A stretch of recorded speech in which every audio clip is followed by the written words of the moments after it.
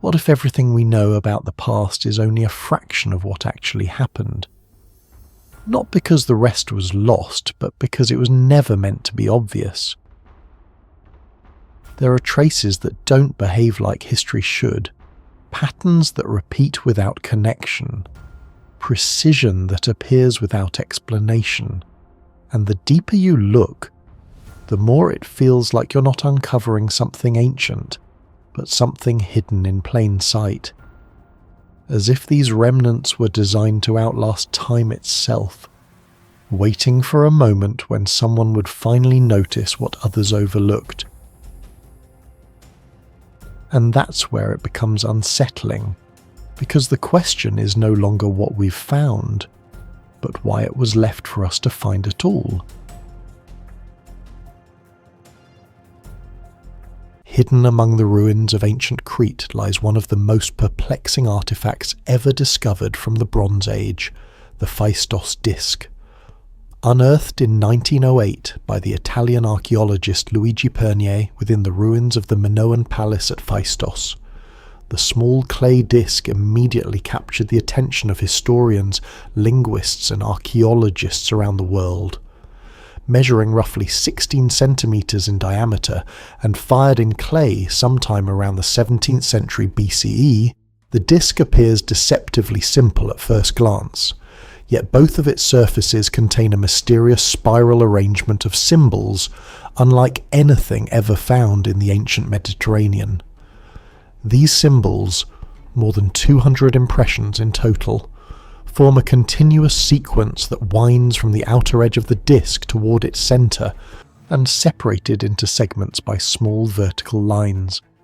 Despite more than a century of intense study, the message recorded on this disc remains undeciphered, and the technology used to create it has raised profound questions about the capabilities of the Minoan civilization. What makes the Phaistos Disc truly extraordinary is not only its mysterious script, but the remarkable method used to produce the symbols themselves. Unlike nearly all other ancient inscriptions, where characters were carved, scratched, or painted by hand, the symbols on the disc were not individually engraved. Instead, each symbol was pressed into the wet clay using a small carved stamp, creating sharply defined impressions that are identical wherever they appear. Scholars have identified approximately 45 unique symbols, including figures of human heads, helmets with plumes, shields, arrows, animals, plants, and various abstract shapes. These symbols repeat throughout the disc in precise, consistent forms, indicating that the artisan used a standardized set of stamp tools rather than carving each symbol separately. This technique effectively resembles a primitive form of movable type printing, a concept generally believed to have emerged thousands of years later. In fact, the Phaistos Disc predates the movable type printing systems developed in China by more than 2 millennia, and the famous European printing press of Johannes Gutenberg by nearly 3,000 years. For this reason, many historians consider the disc to represent the earliest known example of a printing-like technology in human history. The implications of this are astonishing. Sometime in the Bronze Age, an unknown craftsman or scribe devised a method of reproducing symbols through reusable stamps, a conceptual leap strikingly similar to the logic behind later printing systems. The precision of this process suggests that the disc was carefully planned before the stamping even began. The clay surface appears to have been shaped into a smooth circular form, after which a guiding spiral was likely drawn or incised lightly into the clay to determine the placement of the text. Along this spiral path, the symbols were pressed one by one using the carved stamps, each impression aligned neatly within the spiral's progression. Small dividing marks separate groups of symbols, suggesting that the text may have been organized into words, phrases, or perhaps ritual verses. Once the stamping process was complete, the disc was fired in a kiln, permanently preserving the impressions. Yet the most puzzling aspect of this entire technique is that archaeologists have never discovered the stamp tools themselves. No workshop containing such stamps has been found, and no other artifact bearing similar stamped symbols has ever been identified. The Phaistos Disc stands entirely alone, an isolated technological anomaly with no clear predecessors and no obvious successors. The symbols themselves deepen the mystery. They bear no clear relationship to the other known writing systems of the Minoan world, such as Linear A or the later Linear B used by the Mycenaean Greeks. Nor do they closely resemble Egyptian hieroglyphs, Anatolian scripts, or other contemporary writing traditions of the Eastern Mediterranean. This raises an intriguing possibility. The disc may represent an entirely unique writing system, perhaps created for a specific purpose that never spread widely enough to leave other surviving examples. Some scholars speculate that it might have recorded a religious chant, a sacred hymn, or a ceremonial text connected to Minoan ritual life. Others have suggested that it could contain instructions, a game board sequence, a mythological narrative, or even a coded message. Yet without additional examples of the script, or a bilingual inscription comparable to the Rosetta Stone, these interpretations remain speculative. Another remarkable aspect of the disc is its geometric organization. The spiral layout of the symbols is unusually precise, suggesting deliberate planning and a strong sense of visual design. The symbols are evenly spaced, the spiral curve flows smoothly across the surface, and the segments of text maintain a consistent rhythm throughout the disc.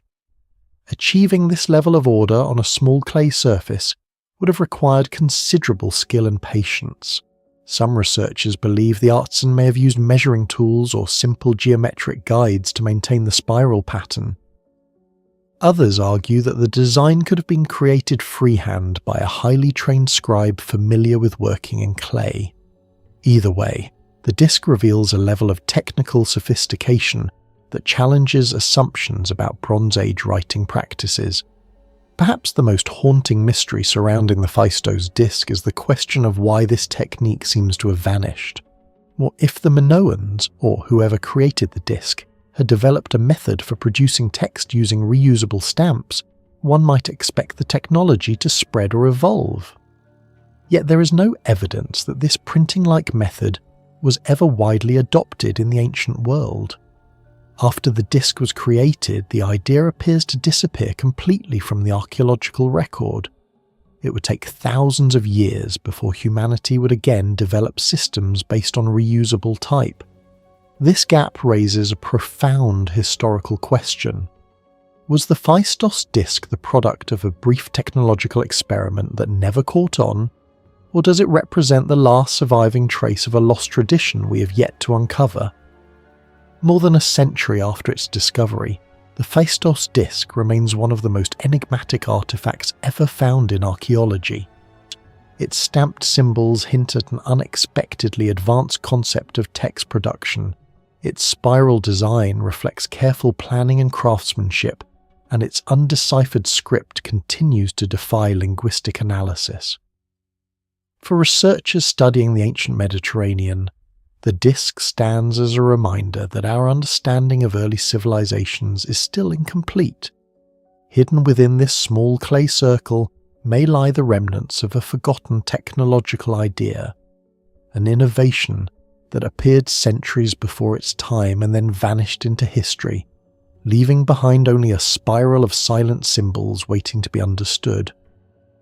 Do you think the Phaistos Disc was truly an advanced form of ancient printing technology, or simply a mysterious writing system we still don't understand? Share your thoughts in the comments below.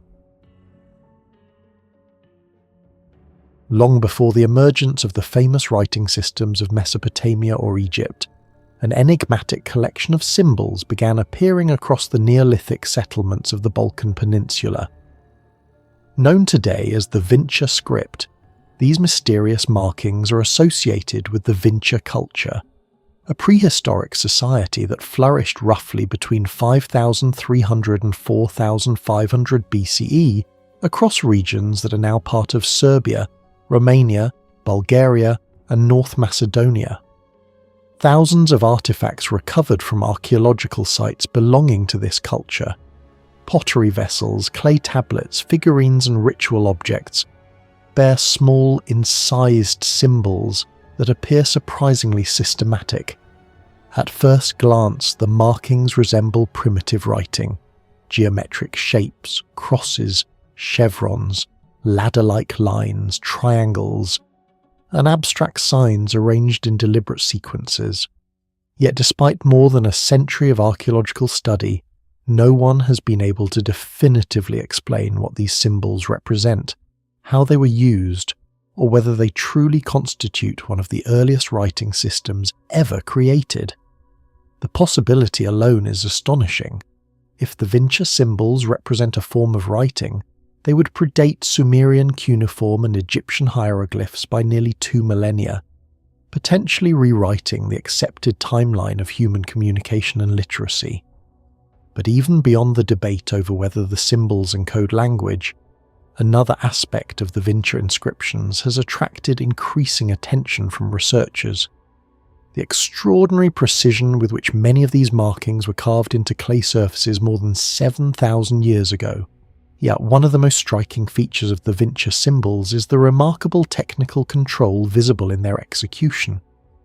Many of the marks were carved into soft clay before the objects were fired in a kiln, yet the lines appear unusually sharp, straight and deliberate. Under magnification, archaeologists have noted that numerous symbols display consistent line depth, uniform width, and surprisingly precise angles. Some markings form clean geometric shapes that appear carefully planned rather than casually scratched. In certain cases, parallel lines remain almost perfectly equidistant, while triangular or cross-like motifs display symmetrical proportions that seem difficult to achieve with crude tools. This level of precision raises intriguing questions about the tools and techniques available to Neolithic craftspeople in the Balkans during the 6th millennium BCE. Conventional assumptions about Neolithic technology suggest that artisans primarily used stone, bone, or antler tools for carving and engraving. While such implements can certainly mark clay, producing consistently thin, straight and evenly cut grooves across many artifacts would have required a high degree of manual control and specialized craftsmanship. Some archaeologists have proposed that extremely fine bone styluses or sharpened flint blades might have been used to incise the symbols, while others speculate that early copper tools could have played a role in some cases. However, clear evidence for the specific instruments used in these carvings remains elusive. And equally fascinating is the apparent consistency in how certain symbols were executed across different sites. The Vinča cultural sphere covered a vast region of southeastern Europe, encompassing numerous settlements separated by rivers, mountains, and hundreds of kilometers of distance. Yet archaeologists have repeatedly observed that many of the same symbols appear in remarkably similar forms throughout this wide geographic area. A particular cross-like motif, for instance, might appear on pottery fragments from multiple settlements with nearly identical proportions. Likewise, ladder-shaped markings or V-shaped signs often follow similar stylistic conventions even when discovered hundreds of kilometers apart. This suggests that the symbols were not random decorative patterns created independently by individual artisans, but rather part of a shared symbolic tradition that circulated widely across Vinča communities. The technical consistency in how these symbols were carved implies that the methods of engraving them may also have been transmitted culturally, perhaps taught from one generation of craftspeople to the next. The possibility that Neolithic artisans were deliberately standardizing both the shapes of symbols and the techniques used to carve them introduces another layer of mystery. Maintaining recognizable symbols across multiple settlements would have required some degree of communication or shared understanding among communities. Yet there is little evidence that the Vinča culture possessed centralized institutions or formal writing schools capable of enforcing such standards. Instead, it appears that knowledge of these symbols, and perhaps the skills required to produce them precisely, spread organically through networks of trade, ritual, and social interaction. Pottery itself was one of the most important technologies of Neolithic societies, and Vinča ceramics are known for their high quality and elaborate decoration. The symbols carved onto these vessels may have held special meaning connected to identity, ritual practice, ownership, or spiritual beliefs. Still, the careful and consistent execution of the markings suggests they carried significance beyond simple decoration. Another remarkable aspect of the Vinča symbols is the sheer number of distinct signs identified by researchers. Modern catalogues list roughly 600 to 700 different symbols associated with the Vinča cultural horizon, and this number is unusually high for a purely decorative system, yet the inscriptions themselves are generally very short. Most artifacts display only a single symbol or a brief sequence of 2 to 5 signs. Longer strings are extremely rare. This pattern has puzzled scholars for decades. If the symbols represent a fully developed writing system, we would expect longer inscriptions capable of conveying complex information. On the other hand, if the markings functioned merely as ritual or clan symbols, the large number of distinct signs becomes difficult to explain.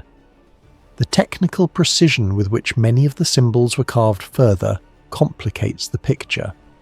Such care suggests the marks were important enough to warrant deliberate execution rather than casual scratching.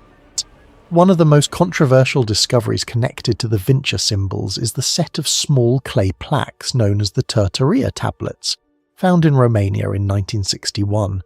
These tablets bear incised symbols arranged in patterns that resemble early writing. Radiocarbon dating has suggested an age of roughly 5,300 BCE, which would place them among the oldest symbol-bearing artifacts ever discovered. Some scholars argue that the tablets represent a form of proto-writing used for ritual or administrative purposes, while others caution that the context of the find remains debated. Regardless of their exact function, the tablets illustrate again the same phenomenon observed on Vinča pottery: sharply incised, carefully composed symbols executed with notable technical control. Perhaps the most intriguing aspect of the Vinča symbols is that, despite their apparent sophistication and widespread use, the system eventually disappeared without leaving a clear descendant. By around 4,500 BCE, many Vinča settlements were abandoned or transformed, and the symbolic tradition faded from the archaeological record. Later, European cultures did not continue the same system of markings, nor is there clear evidence linking the Vinča symbols to the emergence of writing in the Near East. As a result, the Vinča script remains suspended in a peculiar historical limbo, an advanced symbolic tradition that appeared early, spread widely, demonstrated notable technical craftsmanship, and then vanished. Today, researchers continue to study the Vinča symbols using modern methods such as digital analysis, microscopic toolmark examination, and experimental archaeology to recreate the engraving process. Yet many key questions remain unresolved. Were these symbols an early form of writing, or a ritual code understood only by certain communities? What tools allowed Neolithic artisans to carve such precise lines into clay thousands of years ago? And why did this symbolic system, once spread across many settlements, eventually disappear from history? Until clearer evidence emerges, the finely carved symbols of the Vinča culture remain one of the most intriguing mysteries of the Neolithic world. In your opinion, what tools and techniques could Neolithic people have used to carve such precise symbols into clay more than 7,000 years ago? Share your thoughts in the comments below.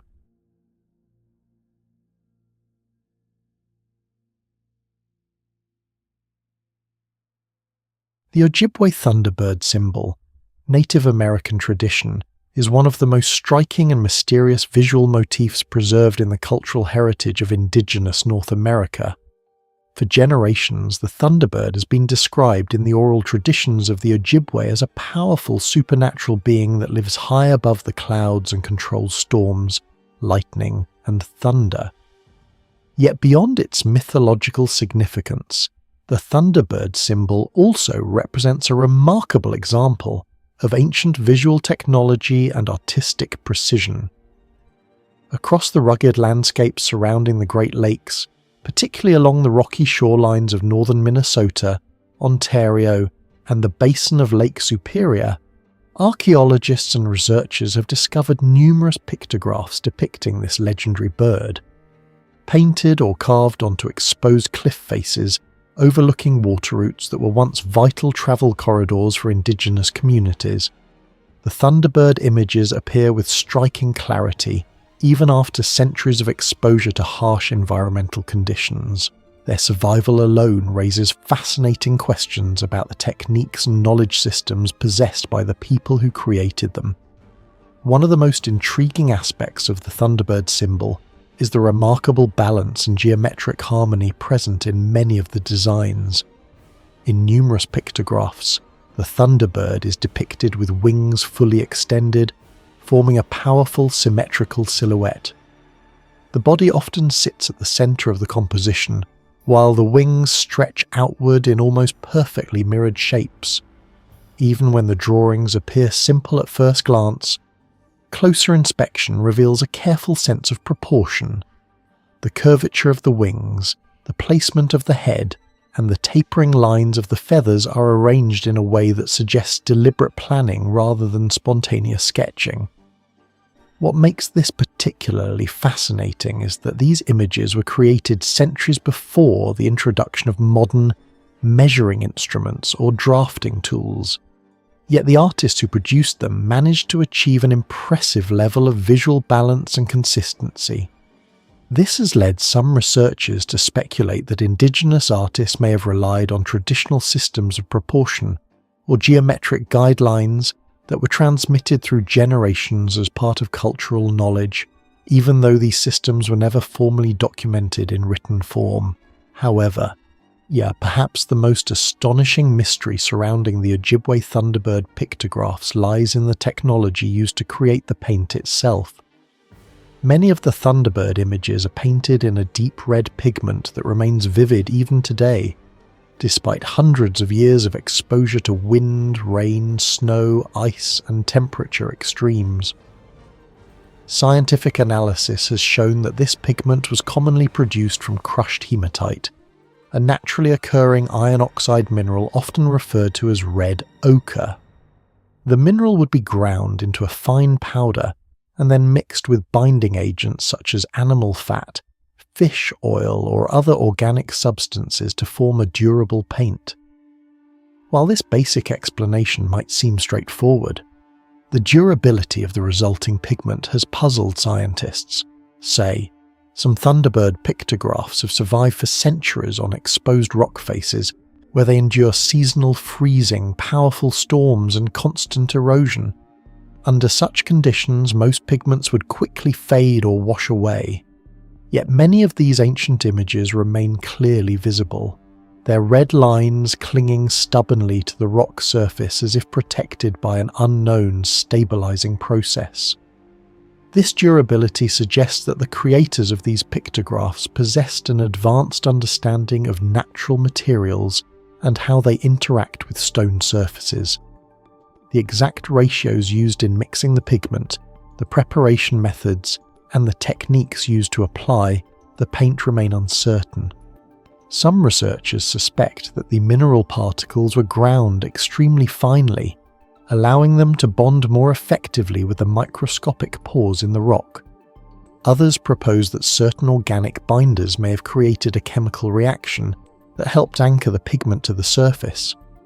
There is also the possibility that the artists carefully selected specific rock faces whose mineral composition allowed the pigment to adhere more effectively. Whatever the explanation may be, the persistence of these pictographs suggests a sophisticated knowledge of natural chemistry that was developed through centuries of experimentation and observation. In this sense, the Thunderbird pictographs can be seen not only as works of spiritual expression, but also as examples of early material science in action. Equally intriguing is the placement of many Thunderbird pictographs along strategic geographic locations. A large number of them appear on cliff faces overlooking lakes, rivers, or ancient canoe routes that were once central to travel and trade networks across the Great Lakes region. From the water below, the images would have been highly visible to passing travellers. This positioning raises the possibility that the Thunderbird symbol may have served multiple purposes beyond purely spiritual representation. It may have functioned as a territorial marker, a ceremonial boundary, or even a visual signal connected to specific stories or sacred places within the Ojibwe cultural landscape.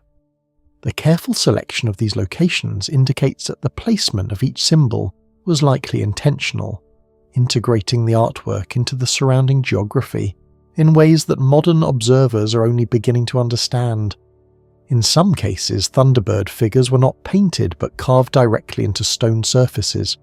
These petroglyphs display another layer of technical skill. The carved lines often appear smooth and consistent in depth, forming clean outlines that retain their shape despite centuries of weathering. Considering that many of the rock surfaces used for these carvings are relatively hard, researchers continue to debate the exact tools and techniques used to create them. Stone chisels, hammer stones, and abrasive grinding methods may have been employed, but the precision of certain carvings suggests a level of craftsmanship that required patience, planning, and specialized knowledge. Each line would have taken time to create, indicating that the act of carving these symbols may have held ceremonial or ritual significance in addition to its artistic purpose. The Thunderbird symbol also appears across a remarkably wide geographic range throughout the Great Lakes region. Variations of the motif can be found among several indigenous cultures of North America, yet the Ojibwe representations maintain distinct stylistic features that reflect their own cultural traditions. The repeated appearance of similar Thunderbird imagery across vast distances suggests the existence of interconnected cultural networks through which stories, artistic traditions, and symbolic meanings were shared and preserved. Long before the arrival of written language systems in the region, these visual symbols functioned as powerful carriers of knowledge and belief. Today, the Ojibwe Thunderbird symbol still holds deep cultural meaning. For many indigenous communities, it remains a powerful emblem of spiritual strength, protection, and connection to the forces of nature. At the same time, for archaeologists and historians, the Thunderbird pictographs continue to raise unanswered questions. The durability of the pigments, the balanced geometric designs, the strategic placement along ancient travel routes, and the technical skill required for both painting and carving all suggest a sophisticated tradition of knowledge that modern science has not yet fully understood. Each Thunderbird image preserved on the stone cliffs of the Great Lakes stands as a reminder that ancient cultures may have possessed forms of technical wisdom that still challenge our understanding today. Now, what do you think allowed these ancient Thunderbird pictographs to survive for hundreds of years on exposed rock surfaces? Was it simply a special pigment technique? Or did the ancient Ojibwe possess material knowledge that we still do not fully understand? Share your thoughts in the comments below. The Celtic Triskelion symbol, pre-Roman Europe, is one of the most intriguing and enduring motifs found in the ancient visual culture of prehistoric and early Celtic societies. At first glance, it appears deceptively simple. 3 curved arms or spirals radiating from a central point, forming a continuous sense of motion that seems to rotate endlessly. Yet behind this elegant design lies a mystery that stretches back thousands of years into the prehistoric landscapes of Europe. Archaeological evidence suggests that versions of the Triskelion existed long before the rise of classical Celtic civilization, appearing in Neolithic and Bronze Age contexts across regions such as Ireland, Britain, Gaul, and parts of the Iberian Peninsula. Some of the most famous examples can be found carved into massive stone monuments at Newgrange in Ireland, a megalithic passage tomb built around 3200 BCE. These carvings place the Triskelion among the oldest symbolic designs in European art, predating many of the architectural achievements of Great Pyramid of Giza. The widespread appearance of this motif across distant territories has puzzled historians for decades. In an era when large-scale communication networks and cultural exchanges were extremely limited, how could such a specific and recognizable symbol emerge across such a wide geographic area? Some scholars believe the motif spread gradually through migrating cultural traditions, while others propose that the design may have been independently invented in multiple places due to its fundamental geometric appeal. Despite decades of research, the exact origins of the Triskelion remain uncertain. One of the most remarkable aspects of the Celtic Triskelion is the extraordinary geometric precision found in many ancient examples. Although the symbol looks like a free-flowing artistic form, closer analysis reveals that many Triskelions follow surprisingly strict geometric principles. The three arms are often spaced with near-perfect rotational symmetry around a central point, forming angles that closely approximate 120 degrees between each arm. This symmetry creates a balanced visual structure that gives the impression of perpetual movement and equilibrium at the same time. In several stone carvings, particularly those from Neolithic Ireland, the curves of the spirals appear to follow patterns similar to logarithmic spirals, forms commonly seen in natural phenomena such as shells, hurricanes, and galaxies.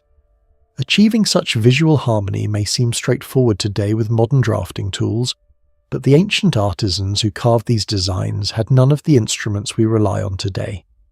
There were no metal compasses, no precision measuring devices, and no formal mathematical theories of geometry as we understand them now. Yet the carvings demonstrate a level of balance and proportional accuracy that suggest careful planning and a deep intuitive understanding of spatial relationships. Archaeologists have proposed that prehistoric craftsmen may have used cords or stretched fibers as primitive compass tools, anchoring one end at a central point and guiding the curve with controlled movements. Others believe that wooden templates or marked grids might have been used to maintain consistent proportions. However, there's no direct archaeological evidence for these methods has been discovered, leaving the exact techniques used to create such symmetrical spirals largely speculative. This mystery becomes even more striking when one considers that many Triskelions were carved directly into extremely hard stone surfaces. The artisans were not simply sketching designs onto clay or soft materials, they were engraving permanent symbols into megalithic monuments intended to endure for millennia. The technical challenge of carving these spirals adds another layer of fascination to the symbol. Many Triskelion carvings display grooves that maintain consistent depth and width along complex curved paths. This suggests that the craftsmen possess not only aesthetic skill, but also advanced control over their carving techniques. In the Neolithic period, the available tools were primarily made from stone, bone, or antler. To carve into stone monuments with such precision would have required repeated scoring, grinding and polishing, often over extended periods of time.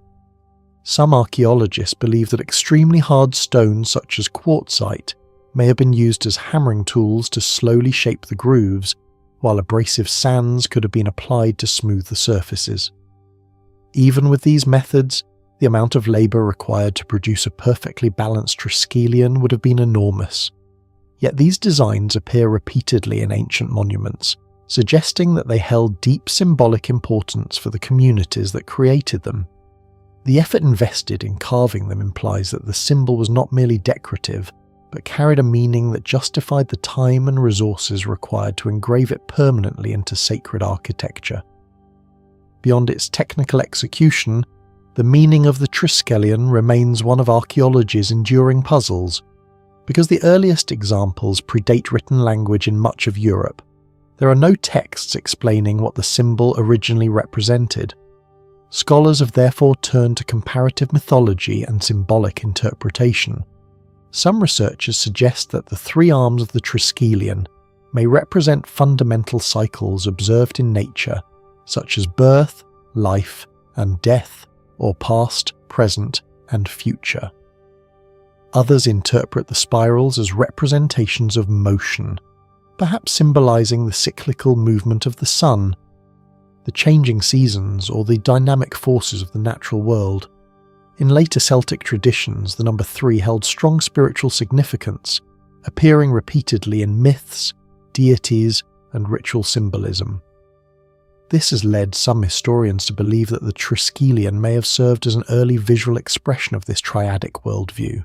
However, because the symbol predates the historically documented Celtic cultures, it is possible that its original meaning was entirely different and was later reinterpreted by subsequent societies. The absence of written explanations leaves modern researchers with only fragments of interpretation, allowing the Triskelion to remain one of the most enigmatic symbols of prehistoric Europe. Another intriguing aspect of the Triskelion is its resemblance to patterns found throughout the natural world. Spiral forms appear frequently in nature, from the swirling structure of storms to the shape of seashells, and even the vast spiral arms of galaxies.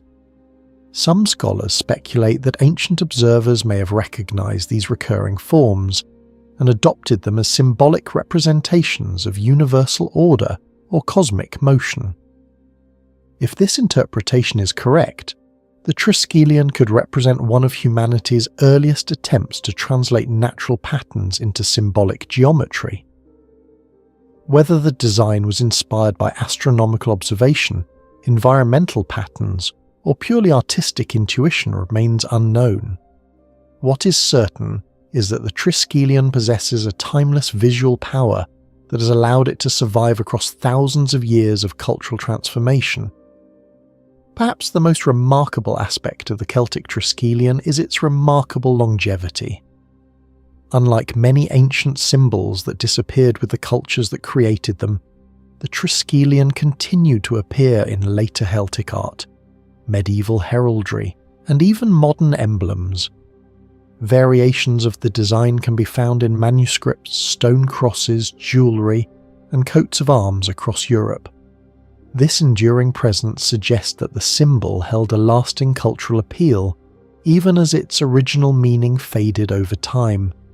Today, the Triskelion is widely associated with Celtic heritage, yet its roots stretch back deep into prehistoric Europe. Despite centuries of research, its true origin, meaning, and the techniques used to create it remain partly unknown, leaving the symbol surrounded by an enduring sense of mystery.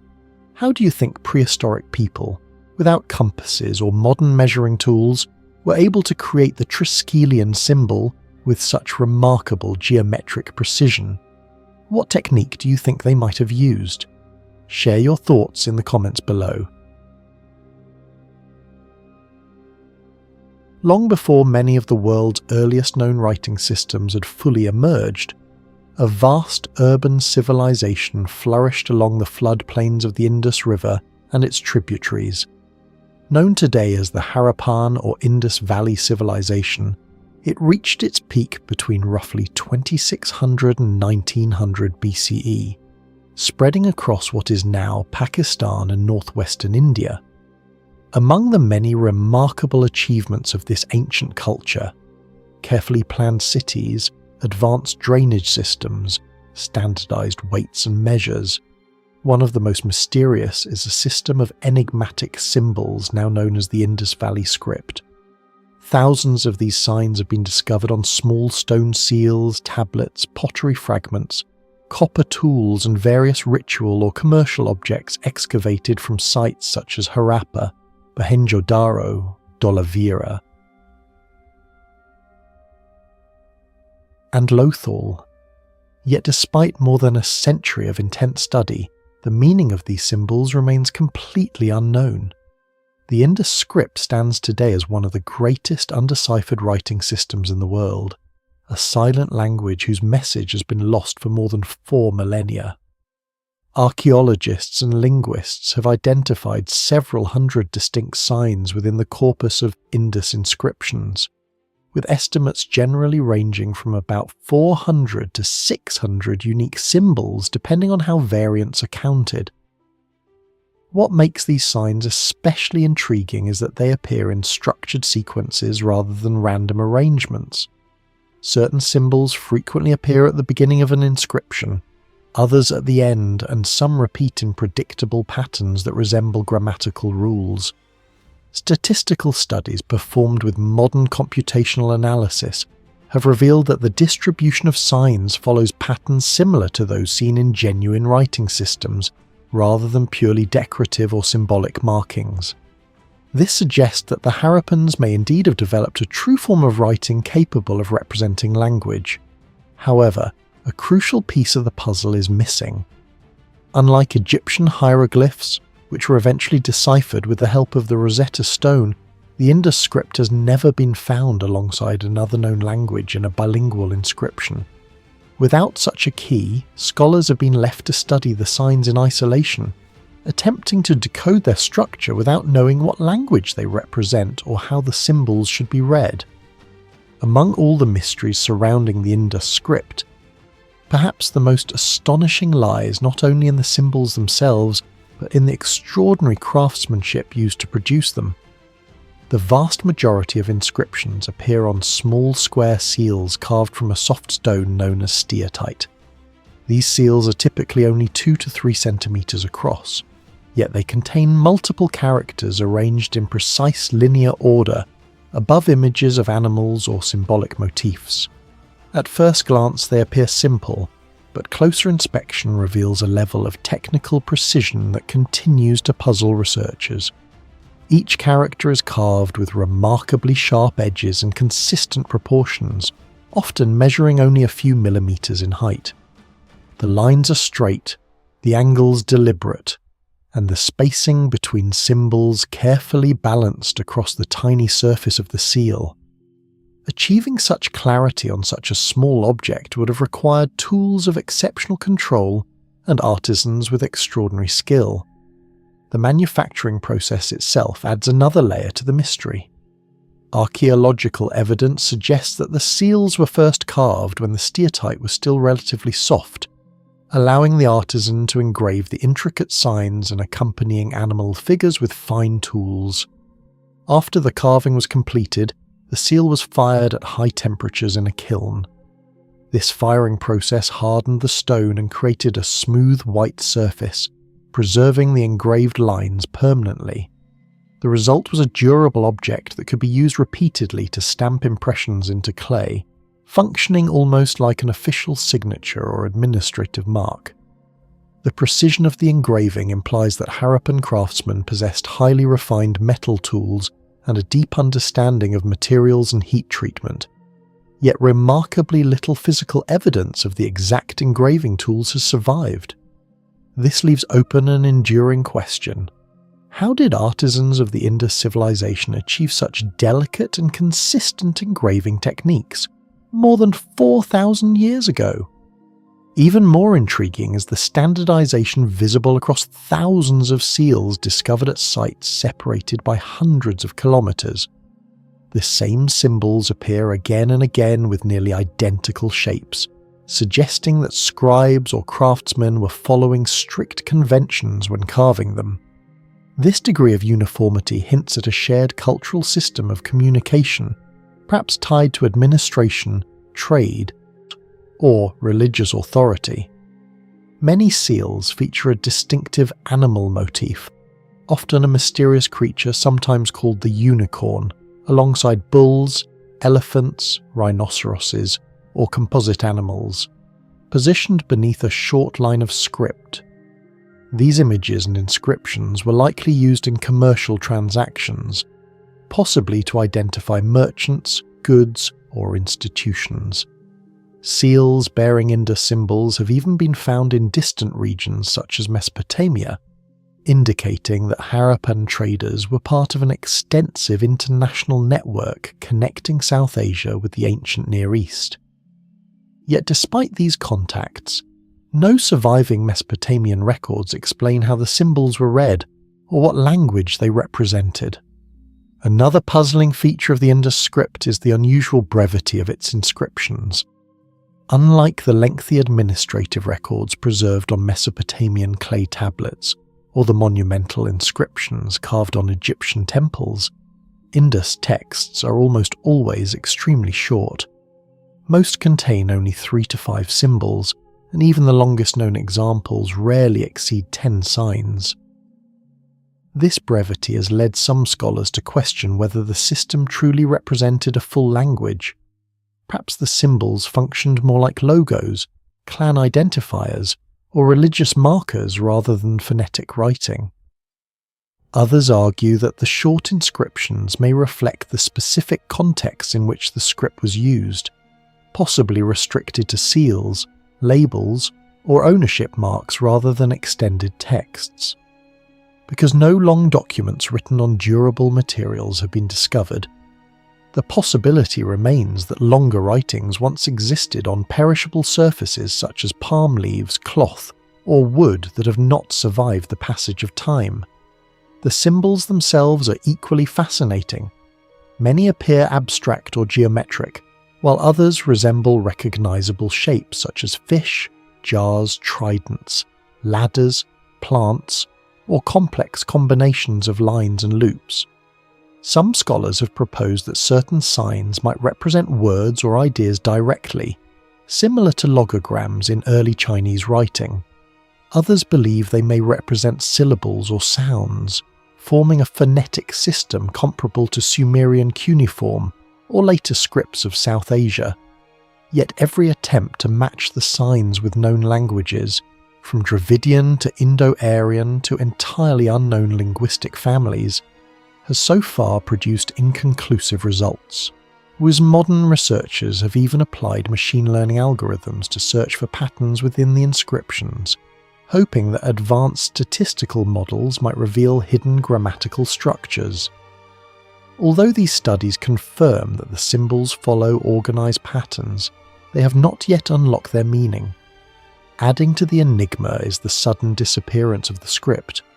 Around 1900 BCE, the urban centres of the Indus civilization began to decline, possibly due to environmental changes, shifting river systems, or disruptions in trade networks. As the cities were gradually abandoned, the seals and their mysterious inscriptions vanished from the archaeological record. Later cultures that emerged in the Indian subcontinent did not appear to inherit or continue this writing system. When writing reappeared many centuries later in the form of the Brahmi script, it bore no obvious connection to the symbols of the Indus world. The language, knowledge, and meaning behind the Harappan signs had effectively been erased from history.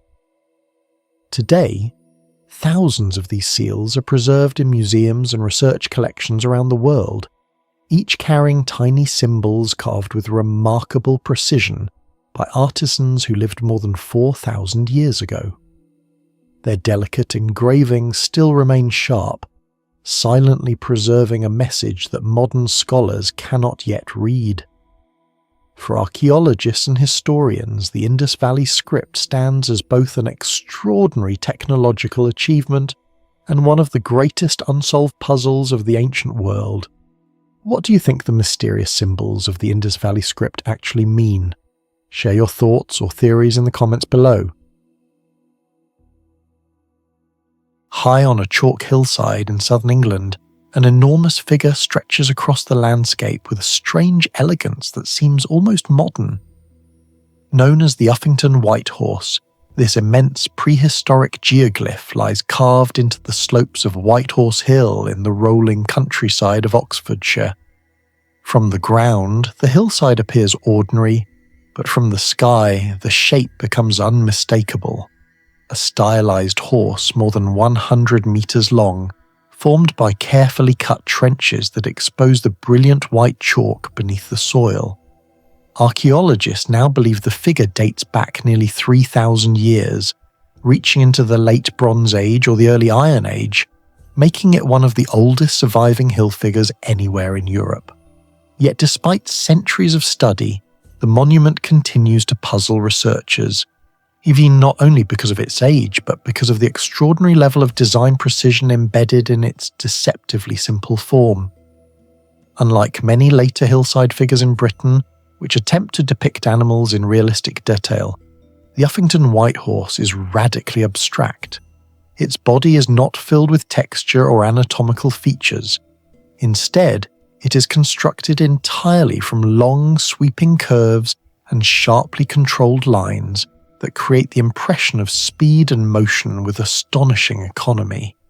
The horse's elongated body flows into a thin neck and a small angular head, while the legs extend outward in a dynamic pose that appears almost weightless. What makes the figure so remarkable is that these curves are not random or crude. They follow an underlying geometric balance that becomes obvious only when viewed from above. The proportions of the body, neck, and limbs are carefully coordinated so that the entire composition reads as a single harmonious shape across more than 100 meters of terrain. Many researchers have pointed out that the design resembles the stylized horses found on ancient Celtic coins, suggesting that the figure may reflect a broader artistic tradition of symbolic abstraction. But this comparison raises an even deeper question. How did prehistoric builders achieve such a coherent geometric design on a hillside when they had no aerial vantage point from which to observe the finished image? The challenge of designing a geoglyph of this scale is difficult even with modern tools. Standing on the slope itself, the lines of the horse fragment into disconnected trenches that reveal little of the overall image, and only from a distant hilltop or from the air does the full shape become visible. For ancient builders, this would have created a fundamental problem. They needed to plan a figure whose proportions would remain perfectly balanced when viewed from above, yet they could never actually see the design in its entirety during construction. Some archaeologists propose that the creators may have used a grid system made from ropes and wooden stakes to map out the geometry across the hillside. Others speculate that the design might have been transferred from a smaller drawing through a system of measured ratios, effectively scaling the image upward across the terrain. However, no direct archaeological evidence for such surveying methods has been discovered at the site. The possibility remains that the builders relied on a remarkable combination of visual intuition, careful measurement, and repeated adjustment to achieve the final result. What makes the mystery even deeper is the smoothness of the horse's curves. These sweeping arcs maintain consistent thickness and alignment across long distances, something that would require careful control of both direction and depth during excavation. Constructing the figure itself required a surprisingly sophisticated process. The builders carved trenches into the hillside roughly 30 to 60 centimeters deep, cutting through the thin soil layer until they reached the natural chalk bedrock beneath. The bright chalk was then packed into the trenches to create the brilliant white lines that form the horse's outline. Over time, grass would naturally begin to cover the exposed chalk, so the figure had to be maintained through a tradition known as scouring, in which local communities periodically cleared vegetation and refreshed the chalk. Evidence suggests that this maintenance may have continued for centuries, possibly even millennia, indicating that the symbol retained cultural significance long after its original creators disappeared. The fact that the figure survived so long is itself extraordinary. Many other hill figures in England faded away after only a few centuries, but the Uffington White Horse endured through continuous renewal, suggesting that later generations felt compelled to preserve the image even if its original meaning had been partially forgotten. Equally mysterious is the purpose of the symbol. The horse occupies a commanding position on the hillside, overlooking a wide valley that would have been visible to travellers moving through the region in ancient times. Some researchers believe the figure may have functioned as a territorial marker, signalling the presence or identity of a powerful local tribe. Others interpret the horse as a sacred symbol, connected to religious rituals or mythological beliefs associated with animals and the landscape. Because horses played an important role in ancient Celtic culture, the image may have represented a divine or legendary creature rather than an ordinary animal. There are also theories suggesting that the placement of the figure could have had astronomical significance, possibly aligning with seasonal events or ceremonial gatherings. Yet no definitive explanation has emerged. Unlike monuments built from stone or timber, the white horse left behind no inscriptions or artifacts that clearly describe its purpose. The deeper scientists study the monument, the more it challenges conventional assumptions about prehistoric technology. Creating a design that remains visually coherent across more than 100 meters requires planning, measurement, and an understanding of proportion that feels strikingly advanced for the era. The geometry embedded within the figure suggests that its creators were not simply digging random trenches into a hillside. They were executing a carefully conceived artistic blueprint on a monumental scale. Even today, when viewed from the sky, the white horse appears astonishingly modern, its minimalist curves resembling a piece of abstract art carved directly into the earth. This uncanny sense of intentional design is what continues to fascinate archaeologists and historians alike. It raises the possibility that prehistoric communities possessed far more sophisticated methods of planning large-scale images than we currently understand. More than 3,000 years after its creation, the Uffington white horse still watches silently over the English countryside. Wind and seasons have passed, generations have come and gone, yet the bright figure remains etched across the hillside. Its lines appear simple, but the intelligence behind the design is remarkable. Whether it symbolized a deity, marked a territory, or carried a meaning now lost to time, the white horse continues to raise a haunting question. How did a prehistoric community create such a perfectly balanced geometric figure on a hillside without ever seeing it from the sky? How do you think prehistoric people managed to design such a massive horse figure with such precise geometric proportions on a hillside when they couldn't see it from above? Share your thoughts or theories in the comments below. Among the countless symbols left behind by the civilization of ancient Egypt, few are as instantly recognizable as the Ankh. Often described as the key of life, this distinctive sign, formed by a loop above a cross-shaped structure, appears throughout temples, tombs, papyri, jewelry, and monumental inscriptions spanning more than 3,000 years of Egyptian history. At first glance, the Ankh might seem deceptively simple, a looped oval resting atop a vertical bar intersected by two horizontal arms.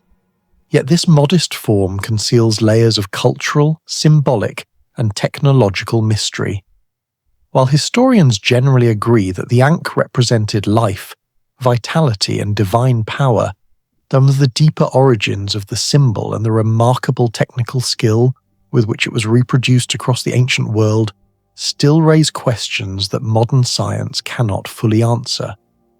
The Ankh appears in some of the earlier surviving Egyptian artworks and continues to appear through the Old Kingdom, Middle Kingdom, New Kingdom, and even into the later Ptolemaic period.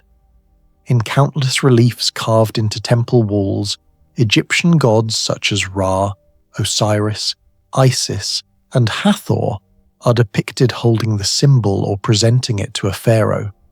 In many scenes, the Ankh is positioned close to the ruler's face, often near the nose, suggesting the act of offering the breath of life. This repeated visual motif hints at a profound cosmological belief in which life itself was thought to be transmitted through divine power. Yet while its symbolic meaning seems clear in religious imagery, the technical aspects of the Ankh, particularly the way it was carved into some of the hardest stones known in antiquity, reveal a level of craftsmanship that continues to fascinate archaeologists and engineers alike. One of the most striking aspects of the Ankh symbol is the extraordinary precision with which it was carved into stone across ancient Egypt. The symbol can be found incised into surfaces made from granite, basalt, diorite, and other extremely hard stones that even modern tools require considerable effort to shape. Granite, for example, ranks high on the Mohs hardness scale and is notoriously difficult to carve with soft metals. Yet in temples such as Karnak, Luxor, Abydos, and Philae, ankhs appear etched into granite walls with astonishing smoothness. The curves of the loop are symmetrical and graceful, the vertical shaft is perfectly centered, and the horizontal arms extend with balanced proportions that give the entire form a sense of geometric harmony. In many cases, the depth of the carved lines remains consistent along the entire shape, and the edges of the engraving appear crisp rather than fractured, an outcome that would be difficult to achieve if the stone had simply been chipped away using primitive methods. This raises an intriguing technical puzzle.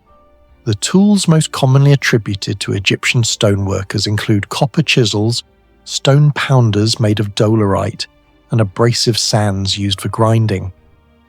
Copper, however, is relatively soft and quickly deforms when used against hard rocks such as granite or diorite.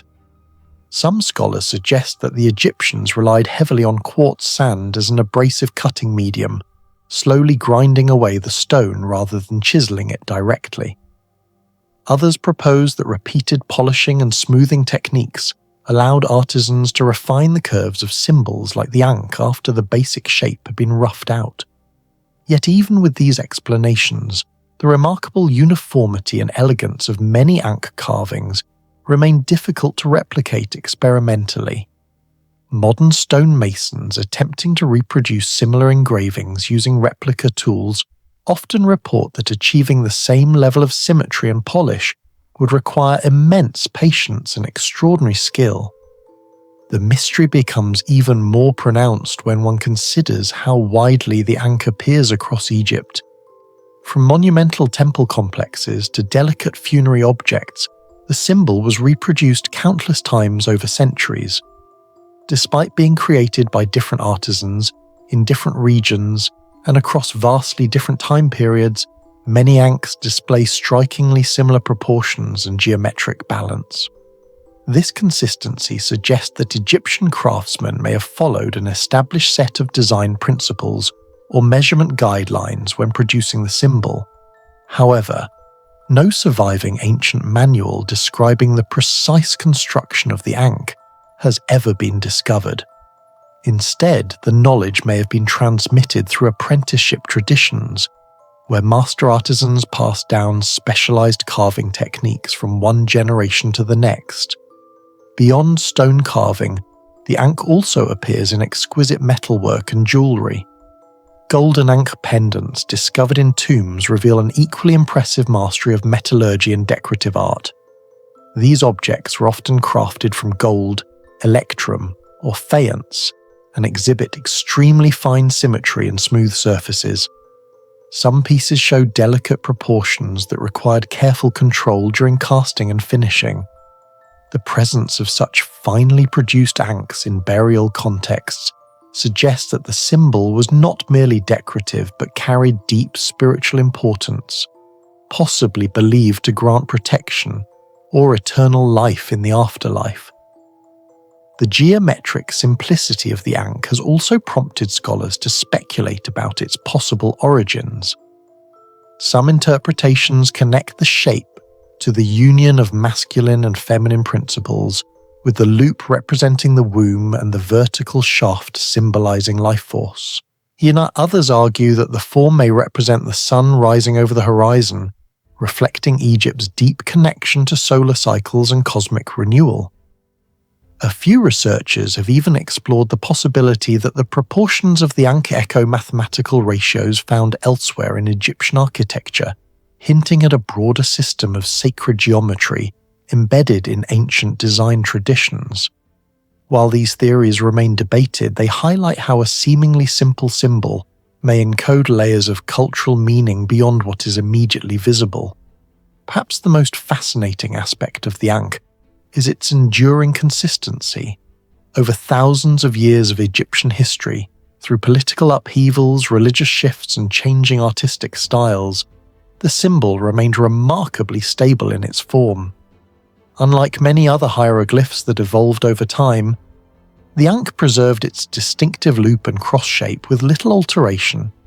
This continuity suggests that the symbol held a foundational place in Egyptian thought, one so important that altering its design may have been considered unacceptable. Today, the Ankh continues to captivate historians, archaeologists, and engineers alike. It stands as a reminder that ancient civilizations often possessed levels of technical skill and aesthetic discipline that challenge modern assumptions about early technology. While we understand much about the religious meaning of the Ankh, the precise methods used to carve it so flawlessly into some of the hardest stones on Earth remain partly mysterious. In the quiet shadows of Egypt's ancient temples, these elegant symbols still endure, silent witnesses to a civilization whose knowledge and craftsmanship continue to inspire curiosity thousands of years later. In your opinion, what techniques did the ancient Egyptians use to carve the Ankh symbol so precisely into extremely hard stones like granite? Share your thoughts in the comments below. Across the deserts and sandstone mesas of the American Southwest, ancient rock surfaces preserve thousands of petroglyphs created by ancestral Native American cultures. Among the most intriguing of these carvings is what researchers often call the Hopi Sun symbol, a distinctive spiral motif associated with the Hopi people of what is now northern Arizona and the broader Four Corners region of North America. At first glance, the symbol appears deceptively simple, just a curling spiral etched into stone.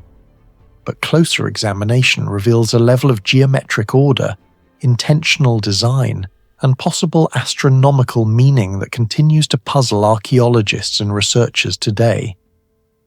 These spirals appear carved into cliffs, canyon walls, and exposed sandstone outcrops that have endured centuries of wind, sand, and extreme temperature changes. Yet despite the harsh desert environment, many of these carvings remain remarkably clear, suggesting both durability in the carving technique and deliberate placement in locations chosen for long-term preservation.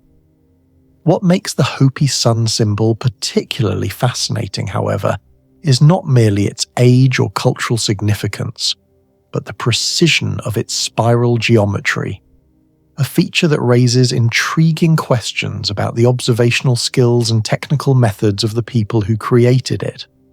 The spiral itself is often carved with striking symmetry.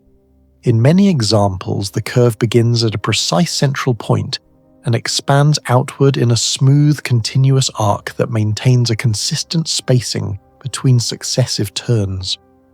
When researchers photograph and digitally analyze these carvings, they frequently observe that the spiral geometry resembles mathematically recognizable patterns, similar to logarithmic or proportional spirals found in nature.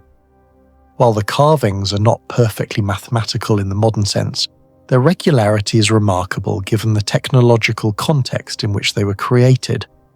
These images were produced long before metal tools, compasses, or formal geometric instruments were introduced to the region. The artist who carved them likely relied on stone tools and simple percussion techniques.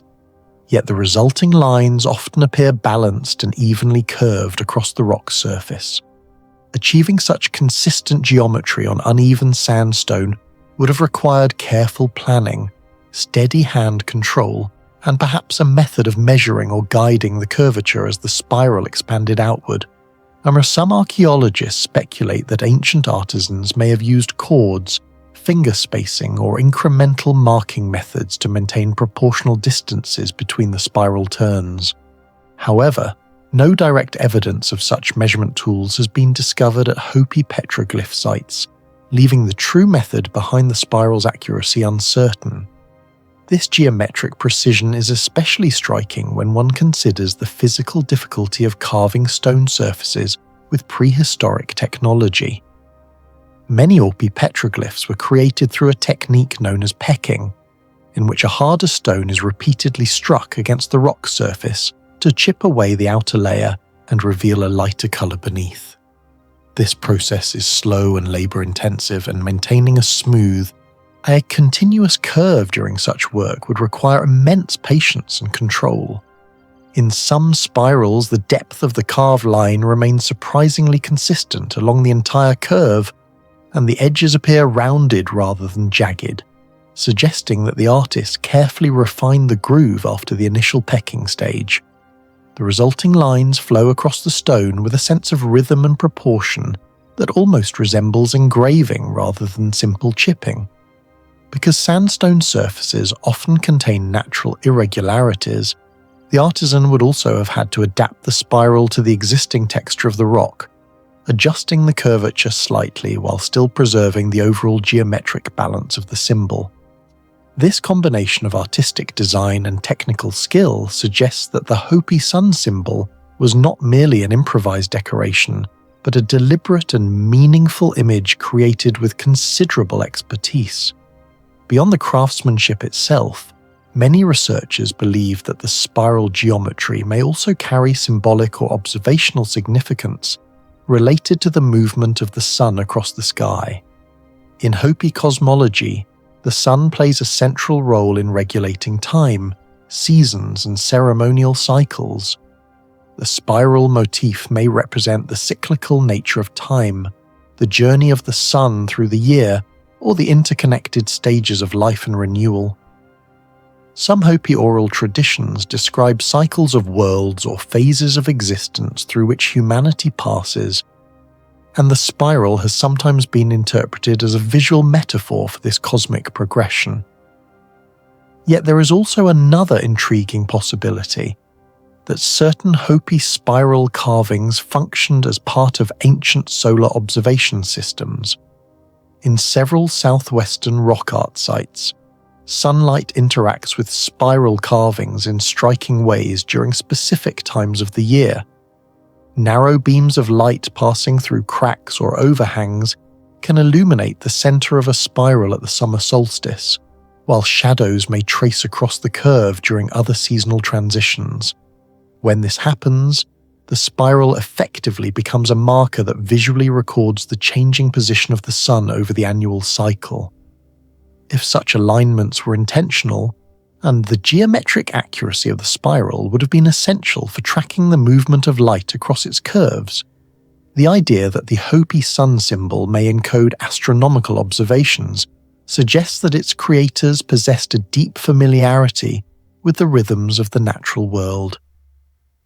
Tracking the solar year requires long-term observation of sunrise and sunset positions along the horizon, as well as careful monitoring of seasonal shadows and daylight patterns. Such knowledge would likely have accumulated across generations, gradually refined through repeated observation of the sky. The spiral, in this interpretation, could function as a visual diagram of solar motion, a symbolic map showing how time unfolds in a repeating cycle. The outward movement of the spiral may represent expansion, growth, and the passage of seasons, while the center marks a point of origin or renewal. This interpretation aligns closely with the Hopi worldview, in which time is not linear but cyclical, continuously renewing itself through recurring natural patterns.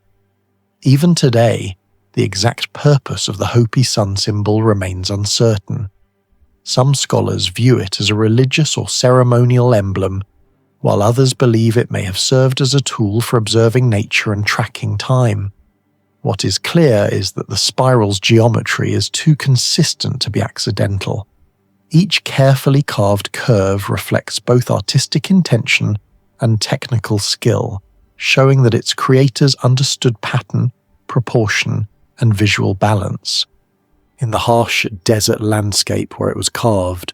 Producing such precise geometric forms in stone was a remarkable achievement.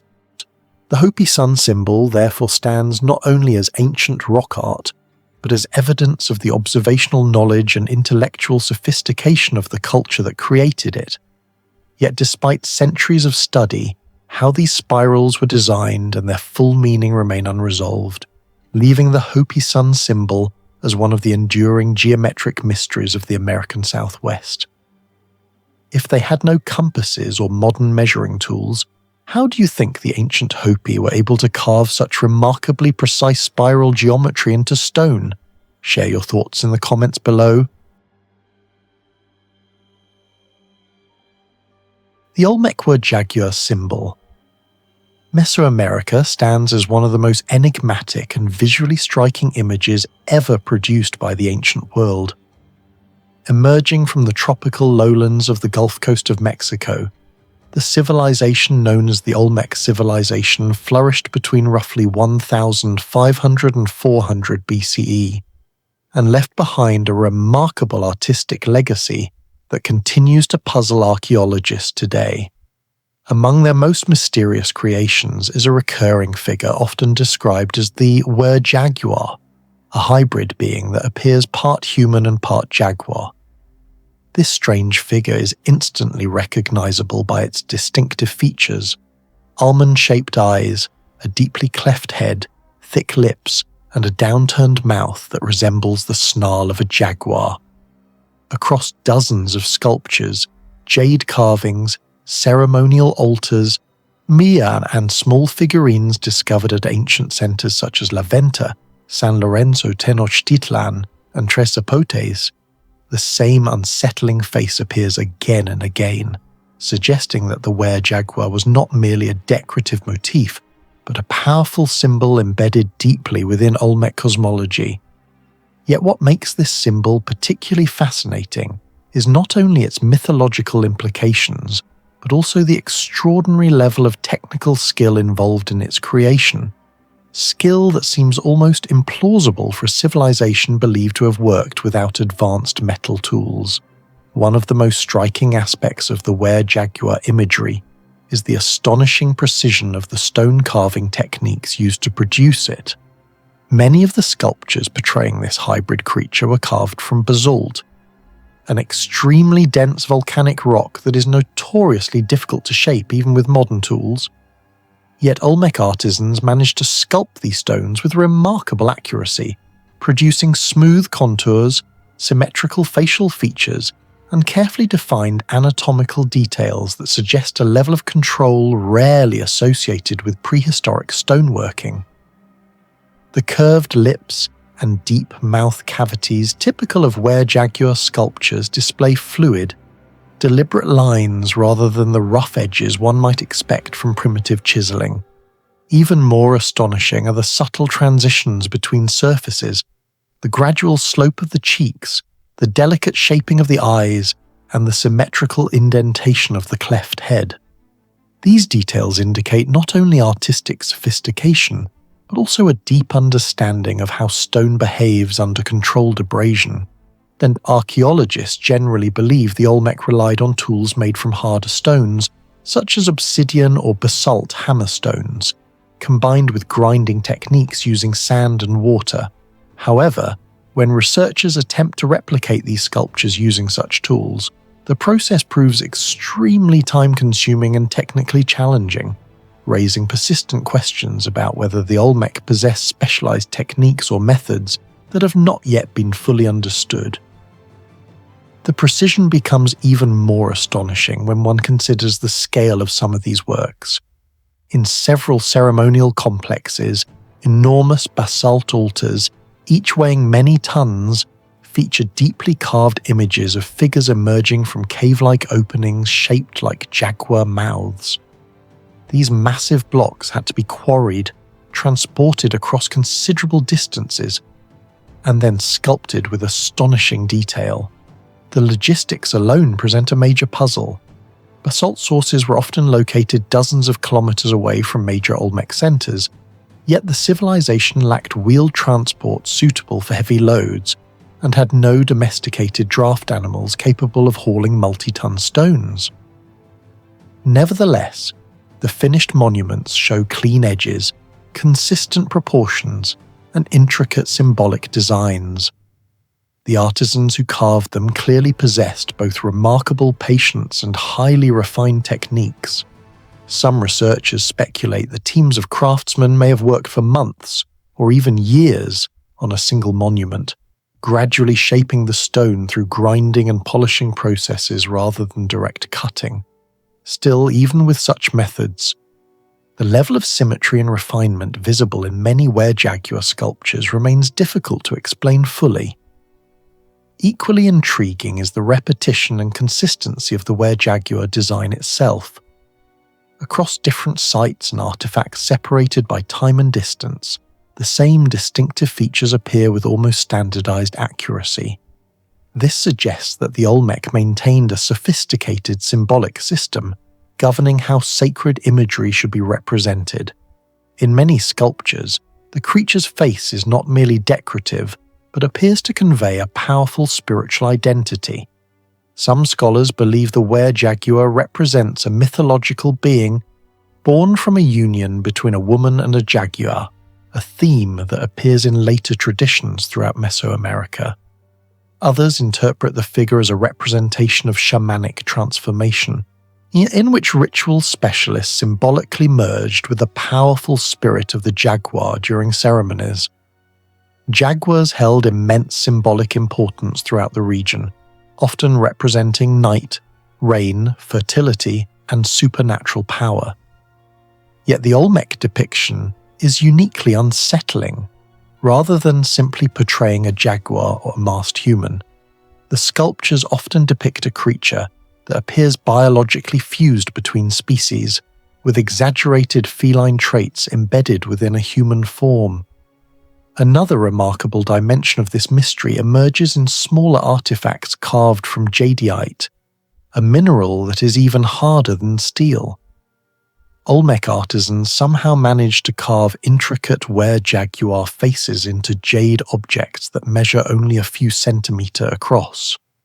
These pieces display incredibly fine details, precise lines, polished surfaces, and delicate shapes that would have required immense patience to produce. Because jade cannot easily be chipped or cut, artisans likely used abrasive drilling and grinding methods with sand, cord drills, and wooden tools.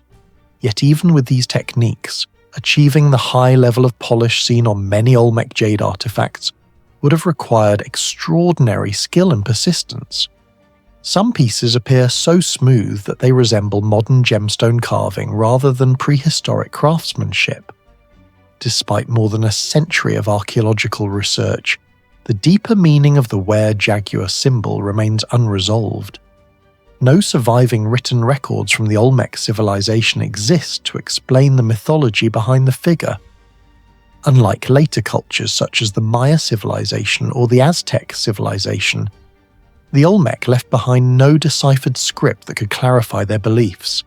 As a result, scholars must rely entirely on visual interpretation, comparing artistic patterns and symbolic context to reconstruct possible meanings.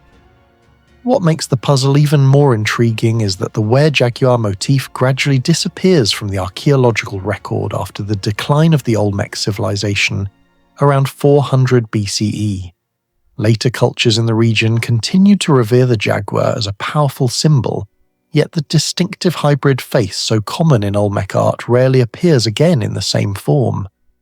In the end, the Were-jaguar remains one of the most mysterious symbols of the ancient Americas. It represents both a mythological puzzle and a technological one. The remarkable precision of Olmec stone carving, the challenge of transporting massive basalt monuments, and the delicate craftsmanship seen in small jade artifacts, all reveal a level of skill that continues to impress researchers today. Thousands of years later, these silent stone faces still raise the same enduring question. How did a civilization with seemingly simple tools achieve such extraordinary precision? And what belief inspired them to create the strange figure known as the Were-jaguar? How do you think the Olmec civilization managed to carve stone with such incredible precision without metal tools? Share your thoughts in the comments below. The double spiral symbol. Megalithic Europe is one of the most intriguing and visually striking motifs left behind by the prehistoric cultures of Neolithic Europe. Carved into massive stones more than 5,000 years ago, this symbol appears most famously at the entrance stone of the Great Megalithic Monument of Newgrange in Ireland, but similar spiral motifs have also been discovered across other parts of Atlantic Europe, including sites in Britain, Brittany in France, Galicia in Spain, and even parts of Scandinavia. At first glance, the design may seem like a simple decorative pattern, two spirals turning in opposite directions and flowing seamlessly into each other. But closer examination reveals something far more astonishing. The double spiral is not a random artistic flourish. It is a geometric construction of remarkable precision, one that raises serious questions about the level of mathematical awareness and technical skill possessed by the people who created it during the Neolithic period. What makes the double spiral particularly fascinating is the extraordinary accuracy of its geometric design. Each spiral begins at a central point and expands outward in a smooth, continuous curve, maintaining a consistent spacing between its loops. In many examples, the two spirals mirror each other so closely that the entire composition achieves a striking visual symmetry. When researchers carefully trace the lines of the carvings, they often find that the curves resemble what modern mathematics describes as an Archimedean or logarithmic spiral, forms that can be described using mathematical equations and are commonly studied in geometry today. Yet the people who carved these symbols lived thousands of years before the development of formal mathematics, metal tools, or precision instruments.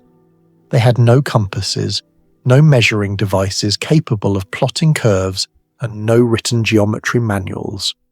Despite this, the spirals maintain a consistent rhythm and proportional balance that strongly suggests the design was carefully planned rather than improvised. This raises a profound technological question that continues to puzzle archaeologists. How were Neolithic artisans able to construct such precise geometric patterns on stone surfaces using only primitive tools? The stones at sites like Newgrange are not soft materials that can be easily scratched or engraved.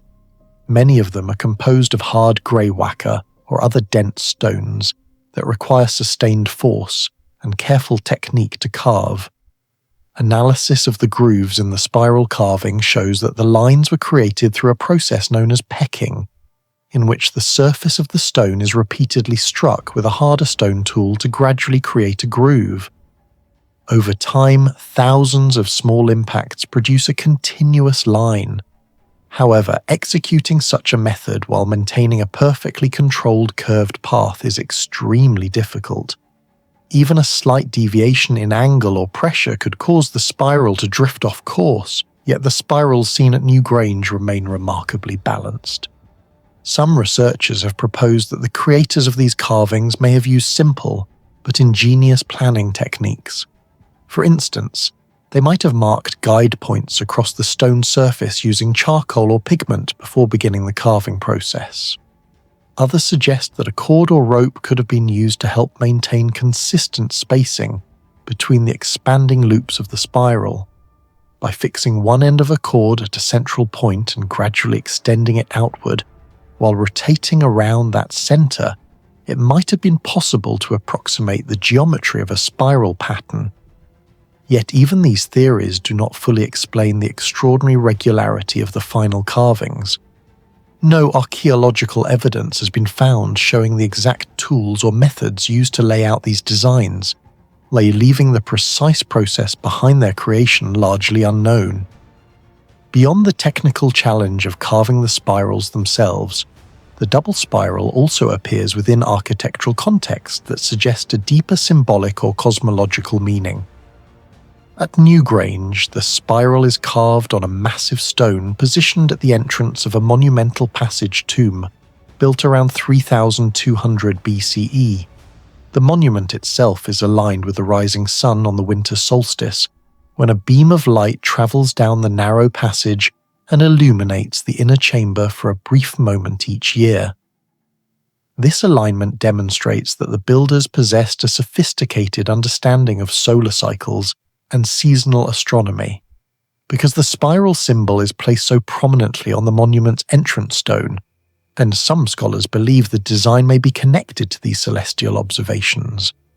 The two spirals turning in opposite directions could represent cyclical processes observed in nature, such as the annual journey of the sun across the sky, the changing seasons, or the repeating rhythms of life, death, and renewal. One theory suggests that the two spirals symbolize the movement between darkness and light, mirroring the shortening and lengthening of days throughout the year. Another interpretation proposes that the spirals represent a journey inward and outward, perhaps reflecting a spiritual concept of passage between the world of the living and the realm of ancestors. These interpretations are compelling, but they remain speculative because the Neolithic cultures that created the symbol left behind no written explanations of their beliefs. The widespread distribution of spiral motifs across megalithic Europe adds another layer of mystery. Similar spiral carvings appear at sites such as Knowth and Dowth in Ireland, as well as on standing stones and rock art panels in regions hundreds or even thousands of kilometers away. While each example varies slightly in style, the recurring presence of spiral forms suggests that the symbol held an important meaning shared among multiple prehistoric communities. Some archaeologists believe this may indicate the existence of a broad cultural network linking coastal societies along the Atlantic facade of Europe during the Neolithic period. These communities may have shared religious ideas, artistic traditions, or cosmological beliefs that were expressed through spiral imagery carved into monumental architecture. Yet despite decades of archaeological research, the true meaning of the double spiral remains elusive. Without written records, scholars must rely on the context of the carvings, comparisons with other prehistoric symbols, and interpretations of the monuments in which they appear. The symbol's precise geometry, combined with the difficulty of carving it into hard stone, suggests that it was not simply decorative. It likely held significant symbolic value for the people who created it, perhaps representing time, cosmic order, or the cyclical nature of existence itself.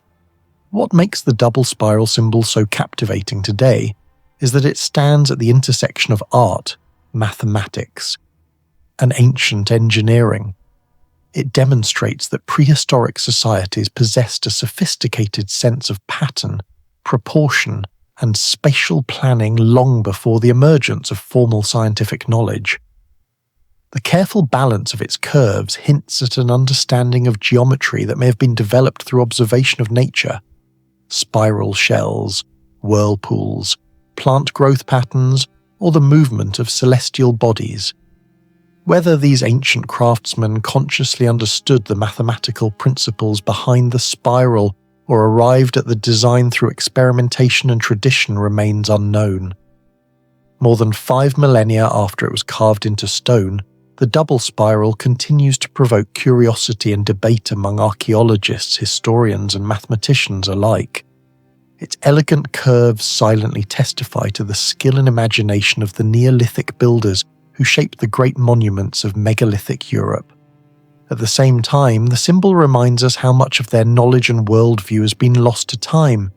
Hidden within those carefully carved spirals may lie fragments of an ancient way of understanding the universe, one that modern science is only beginning to glimpse, but has not yet fully decoded. How do you think Neolithic people were able to carve such perfectly precise geometric spirals into hard stone more than 5,000 years ago? Share your theory in the comments below. Hidden deep within the rugged landscape of the Rhodope Mountains, near the small Bulgarian village of Sitovo, lies one of Europe's most puzzling archaeological enigmas, the Sitovo inscription. At first glance, it appears simple, just a sequence of strange characters carved across a rock surface. But the more researchers study it, the more mysterious it becomes.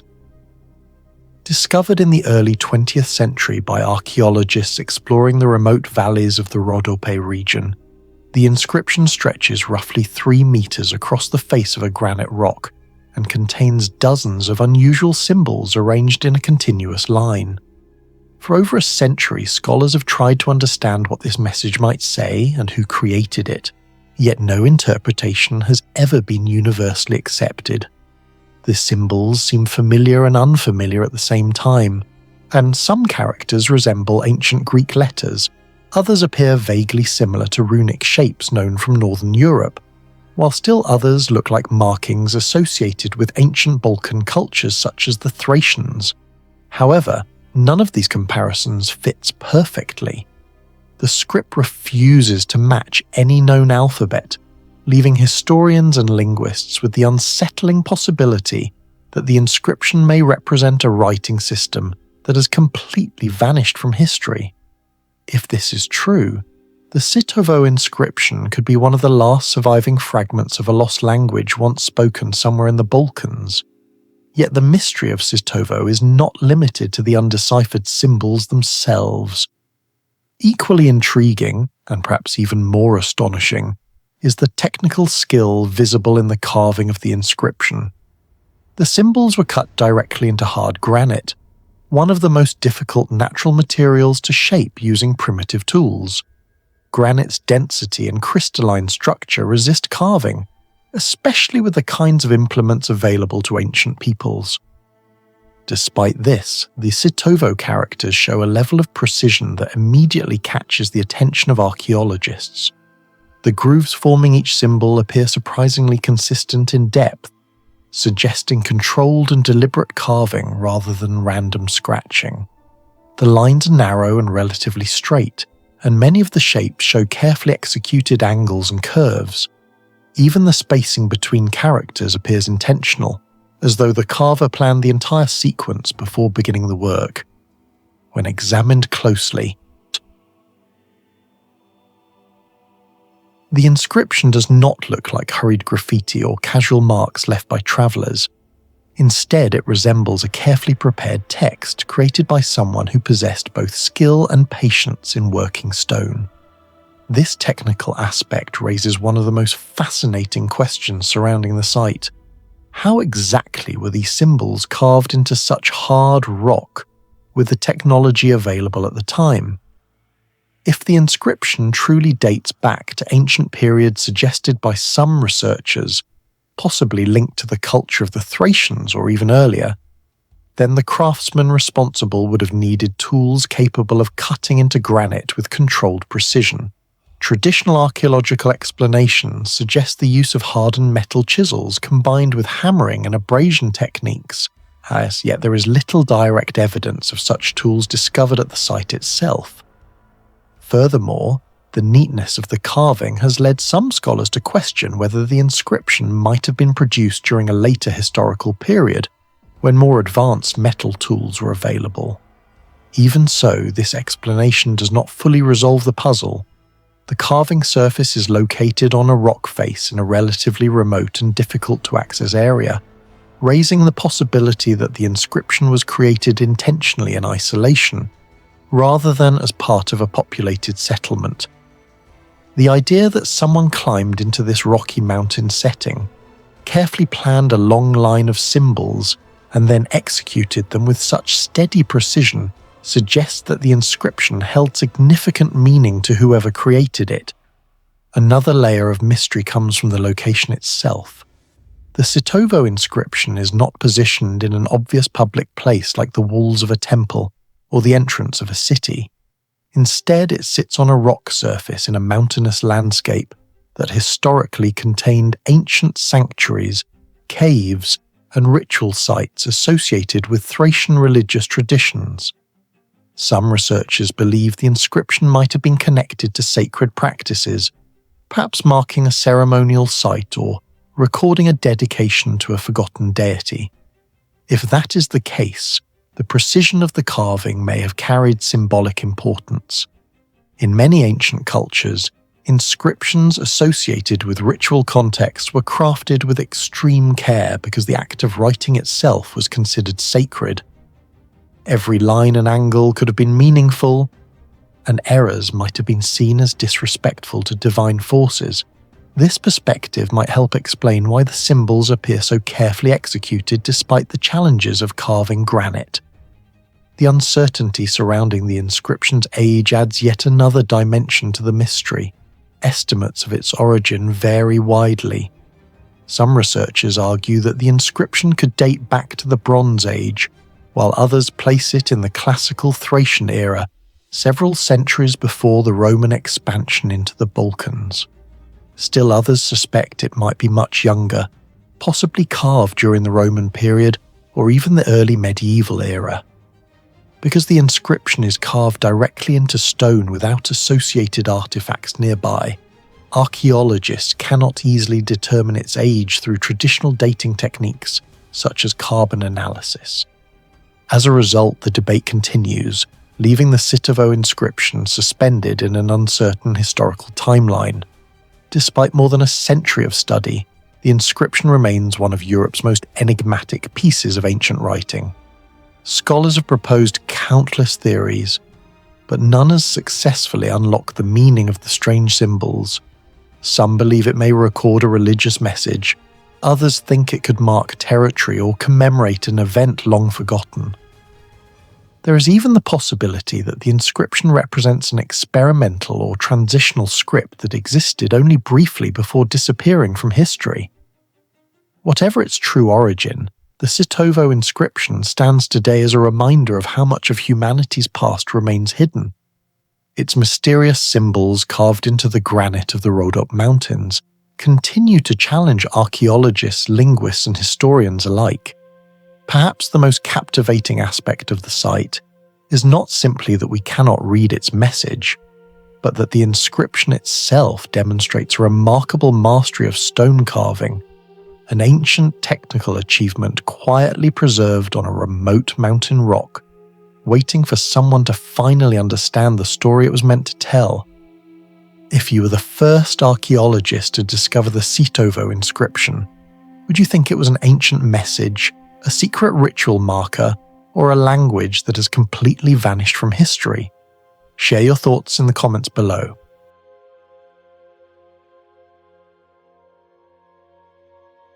Across one of the driest landscapes on Earth, an enormous gallery of symbols stretches across the desert floor of southern Peru. Known today as the Nazca Lines, these vast geoglyphs were created by the ancient Nazca civilization roughly between 500 BCE and 500 CE, long before the arrival of the Inca or the Spanish. From ground level, the desert appears almost empty, a plain of reddish stones scattered across pale sand. But from the air, an astonishing revelation emerges. Hundreds of gigantic drawings of animals, geometric shapes, spirals, trapezoids, and long straight lines stretching for kilometers across the plateau. Some figures measure more than 300 meters in length, including the famous hummingbird, monkey, spider, condor, and whale, each drawn with an elegance and precision that suggest careful planning on an immense scale.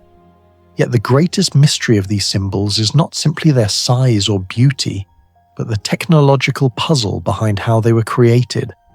The Nazca people formed the images by removing the dark iron oxide stones that cover the desert surface, exposing the lighter soil beneath to create lines typically only 10 to 15 centimeters deep. This deceptively simple technique produced drawings large enough to be seen clearly only from high above the ground. Standing beside one of the lines, a visitor might see nothing more than a shallow trench cutting through the gravel. Only when viewed from the sky do the shapes resolve into coherent images. This raises one of the most puzzling questions surrounding the Nazca geoglyphs. How could a civilization without aircraft or elevated viewpoints design drawings that reveal their full form only from hundreds of meters in the air. The challenge becomes even more astonishing when considering the extraordinary geometric precision of many of the lines. Thousands of straight paths extend across the desert for distances that sometimes exceed 10 kilometers, maintaining a remarkably consistent direction even when crossing uneven terrain. Some lines run perfectly parallel to one another over long distances, while large geometric shapes appear balanced and proportionally accurate when viewed from above. Achieving this level of precision across such a vast landscape would be difficult even with modern surveying equipment. Yet the Nazca culture possessed neither advanced metal tools nor complex mechanical devices. Archaeologists generally believe the lines were created using simple methods involving wooden stakes, ropes, and basic measurement techniques. And indeed, fragments of wooden stakes have been discovered at several sites. However, these explanations only partially address the scale of the achievement. Creating a small drawing with stakes and ropes is relatively straightforward, but scaling that design to hundreds of meters while preserving exact proportions across an irregular desert surface presents a far more complicated challenge. The deeper mystery lies in the ancient surveying knowledge that must have existed behind the construction process. In order to produce the Nazca geoglyphs, the creators would have needed a systematic way to measure large distances, maintain directional accuracy across kilometers, and preserve the proportions of complex figures. This implies a level of spatial planning and landscape surveying that remains poorly understood. Even today, when archaeologists attempt to recreate similar geoglyphs using only the tools presumed available to the Nazca people, the process quickly becomes difficult without some form of elevated observation or sophisticated measurement grid. Some researchers propose that the Nazca may have used scale drawings combined with ground grids marked by stakes and ropes, effectively enlarging the design piece by piece. Others suggest the possibility of observation points on nearby hills that allowed supervisors to monitor the progress of the lines from a higher vantage. Yet neither explanation fully accounts for the immense network of perfectly straight lines, extending far beyond any single viewing point. The problem becomes even more intriguing when examining the variety of figures across the desert. While some shapes depict animals with flowing curves and delicate proportions, others consist of vast geometric forms that appear engineered with striking precision. The coexistence of artistic imagery and strict geometric planning suggests that the creators were not merely drawing symbolic images, but executing carefully designed landscape constructions. The purpose of these immense figures remains another unresolved question. One influential theory proposed by the German mathematician and researcher Maria Reich argued that many of the lines align with astronomical events, such as the positions of the sun during solstices or the rising points of certain stars. Although some alignments appear convincing, later studies revealed that many lines do not correspond clearly to celestial phenomena, leaving the astronomical interpretation incomplete. Another widely discussed hypothesis links the geoglyphs to ritual practices connected with water and fertility. The Nazca region is extremely arid, and water sources were essential for survival. Some archaeologists believe that the lines functioned as ceremonial pathways used during processions intended to appeal to deities associated with rain or underground water sources. Evidence supporting this idea comes from nearby ancient hydraulic systems known as pukios, spiral wells, and channels that allowed the Nazca people to access groundwater in an otherwise dry environment.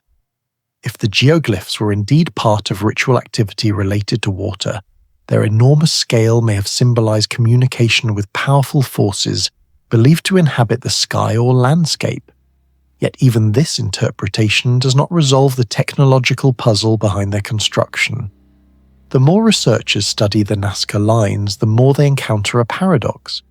The physical technique used to create the lines was simple, but the planning required to design and position them across the desert appears remarkably sophisticated. modern satellite imagery, drones, diama, and artificial intelligence have recently revealed dozens of additional geoglyphs previously unnoticed, suggesting that the Nazca Desert may contain far more figures than originally believed. These discoveries reinforce the idea that the geoglyphs were not isolated works but part of a vast and organized cultural landscape shaped by long-term planning. Despite decades of study, the central question remains unanswered. What surveying knowledge allowed an ancient civilization to map and execute drawings that stretch across kilometers of desert with such remarkable precision?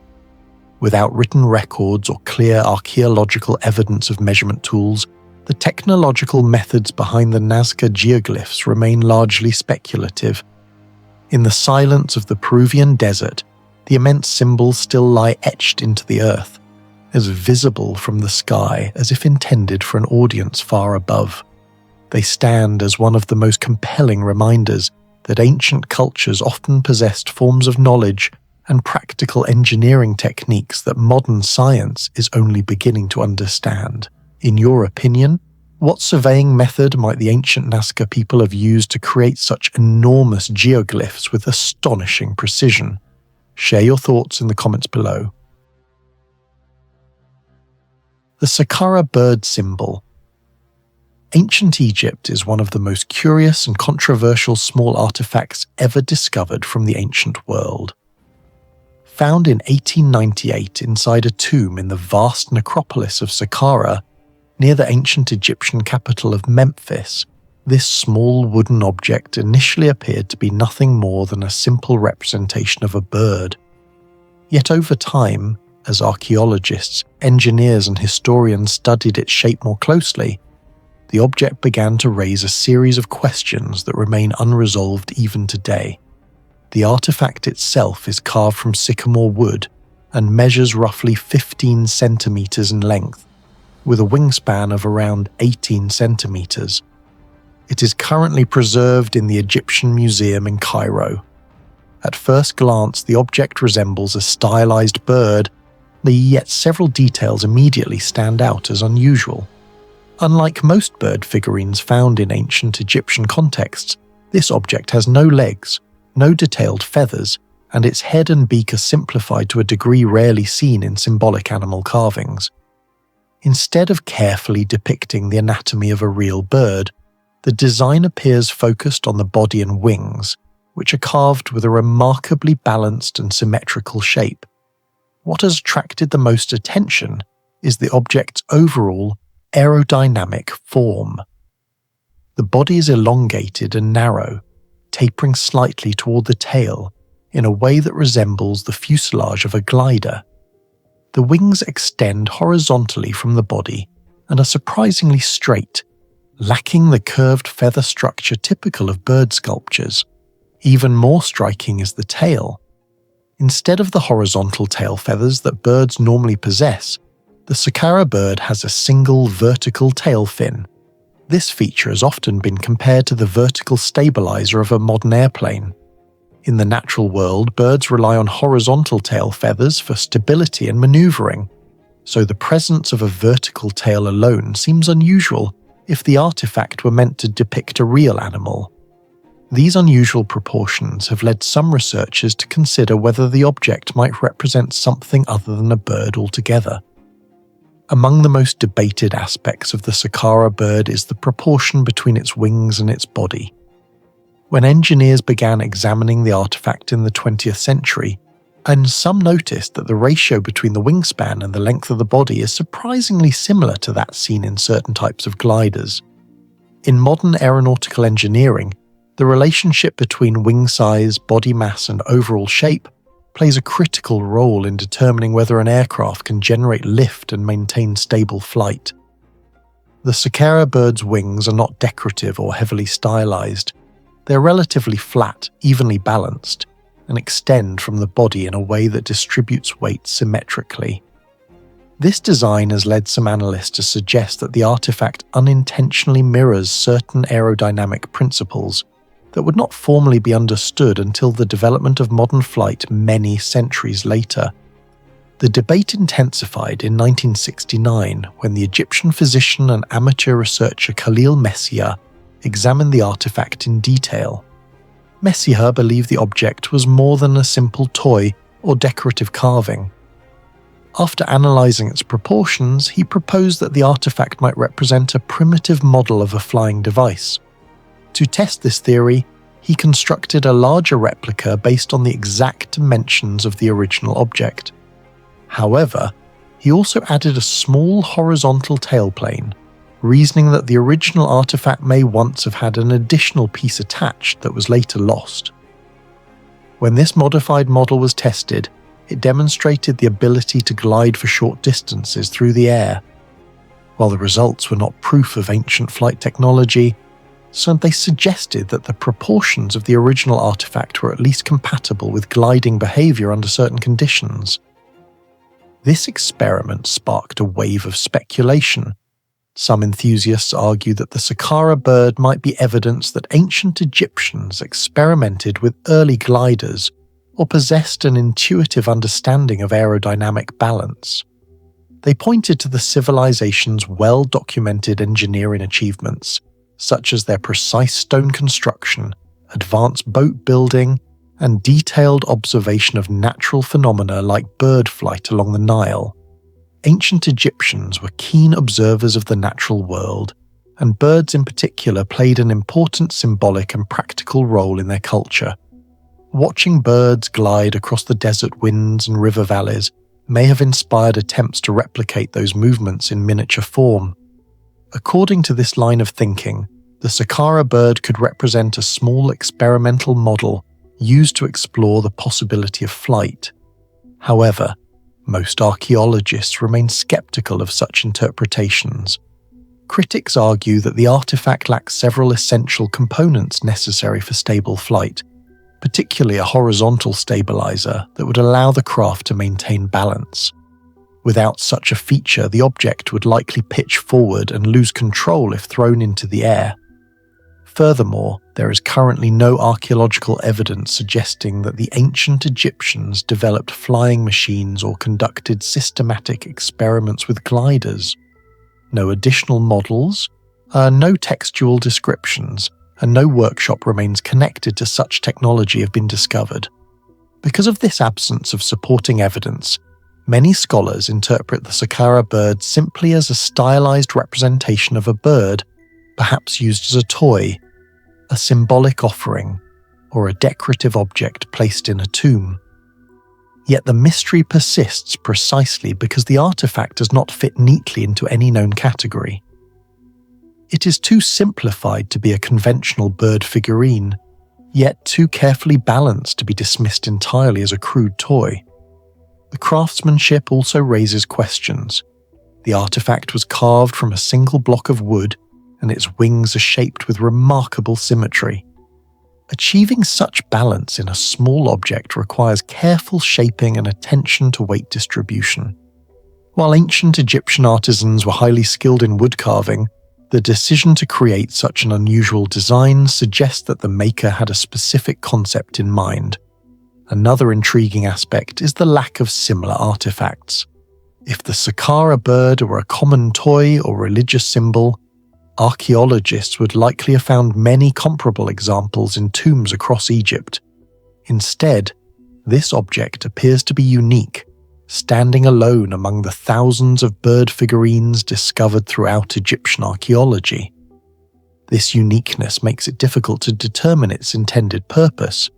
It could represent a single experimental idea, a specialized symbolic object, or simply an unusual artistic interpretation created by one craftsman more than 2,000 years ago. Today, the Saqqara bird continues to provoke curiosity because it sits at the intersection of archaeology, engineering, and imagination.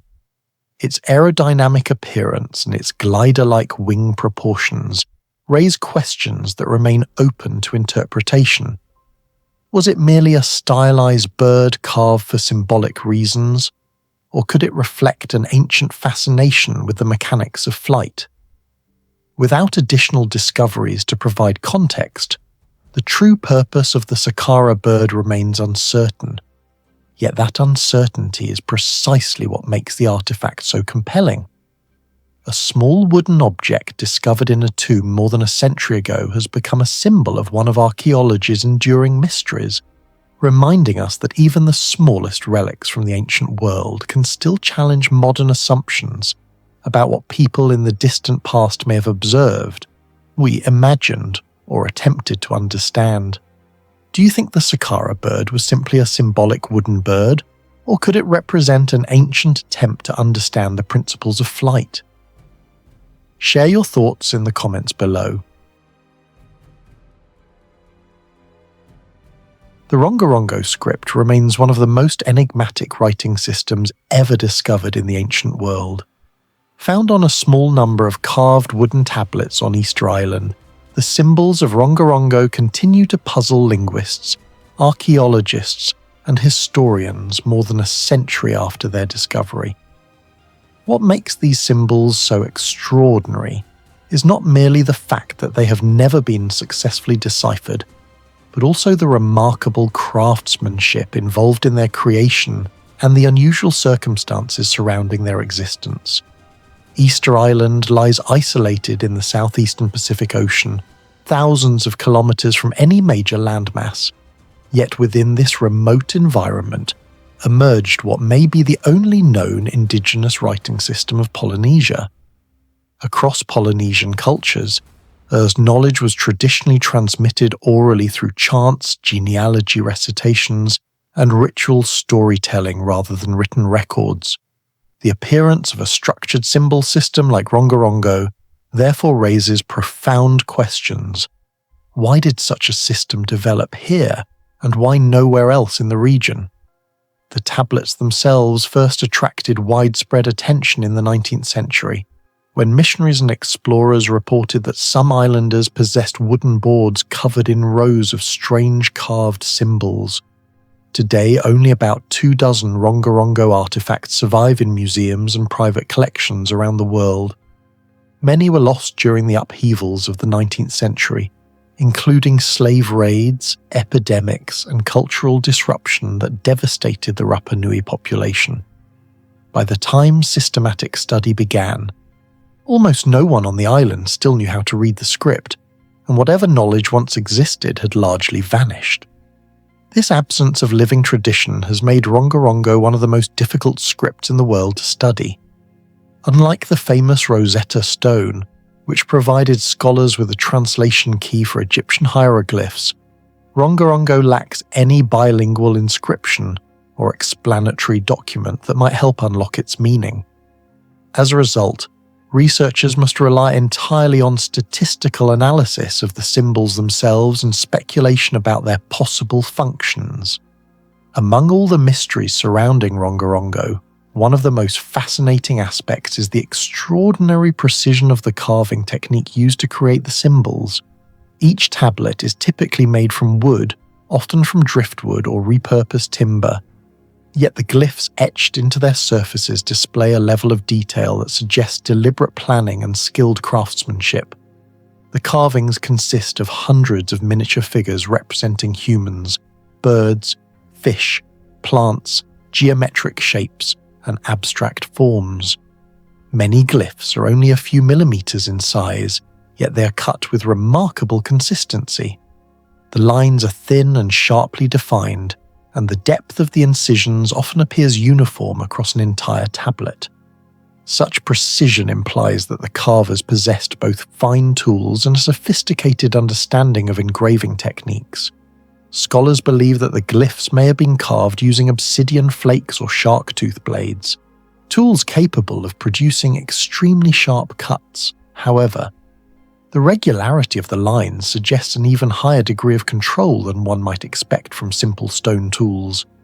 In some tablets, the spacing between characters is strikingly consistent, almost as if the writer followed invisible guidelines across the wooden surface. This raises intriguing questions about whether the ancient Rapa Nui craftsmen used specialized marking techniques or templates to maintain alignment while carving. Equally remarkable is the way the symbols were arranged. Rongorongo text follows a writing method known as reverse boustrophedon, a rare layout in which the direction of writing alternates with each line. In this system, the reader begins at the lower left corner of the tablet and reads a line from left to right. To read the next line, however, the entire tablet must be rotated 180 degrees. The glyphs in the following line are therefore carved upside down relative to the previous line. This unusual arrangement suggests that the creators of Rongorongo followed a standardized writing convention, rather than randomly placing decorative symbols. It indicates that the script functioned according to an established system of reading and writing, reinforcing the idea that Rongorongo may have been a true writing system rather than merely a collection of ritual signs. The number of distinct glyphs found in Rongorongo further deepens the mystery. Researchers have identified more than 500 different symbol variants across the surviving tablets.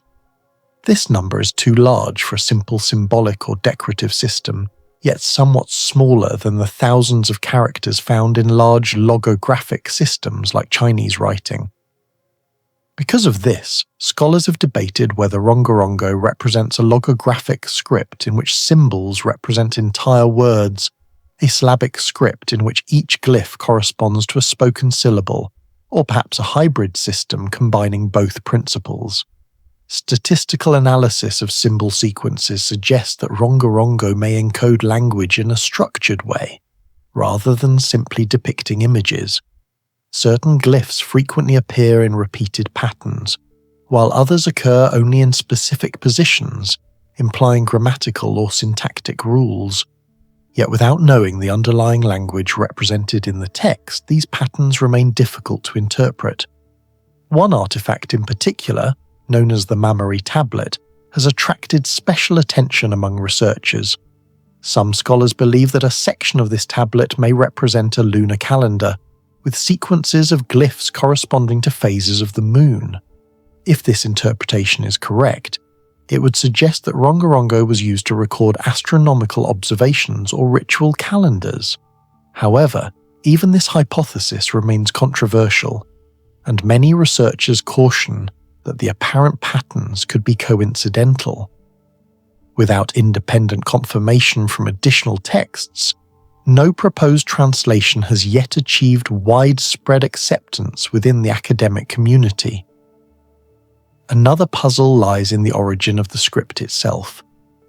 Some historians have suggested that Rongorongo might have been invented after contact with Europeans in the 18th century, inspired by the idea of writing rather than developed independently. According to this theory, the Rapa Nui people may have created symbolic carvings to imitate the concept of written language introduced by visiting sailors. However, many scholars find this explanation unsatisfying. The complexity and consistency of the glyph system seem unlikely to have emerged rapidly within only a few decades. Moreover, the intricate carving technique visible on the tablets implies a long tradition of craftsmanship, rather than a sudden experimental development. If Rongorongo truly predates European contact, it would represent one of the very few independent inventions of writing in human history, these alongside systems such as Sumerian cuneiform, Egyptian hieroglyphs, and ancient Chinese characters. Despite more than a century of research, Rongorongo still resists clear interpretation. Its symbols remain traces of a lost intellectual tradition that once existed on Easter Island. The remarkable precision of the carving suggests the script held important cultural or ceremonial meaning, possibly used by priests or elite record keepers. However, the devastating events of the 19th century erased much of the knowledge that could have explained these tablets. Today, the remaining inscriptions survive only as fragments of an unread archive, preserved in museums far from the island where they were created, reminding us that some ancient achievements are still waiting to be understood. If Rongorongo were fully deciphered one day, what kind of lost ancient knowledge do you think it might reveal? Share your thoughts in the comments below. The Baalbek solar symbol, Phoenician tradition, is one of those subtle yet deeply intriguing elements hidden within the monumental landscape of ancient Baalbek, a site that has fascinated historians, archaeologists, and engineers for centuries.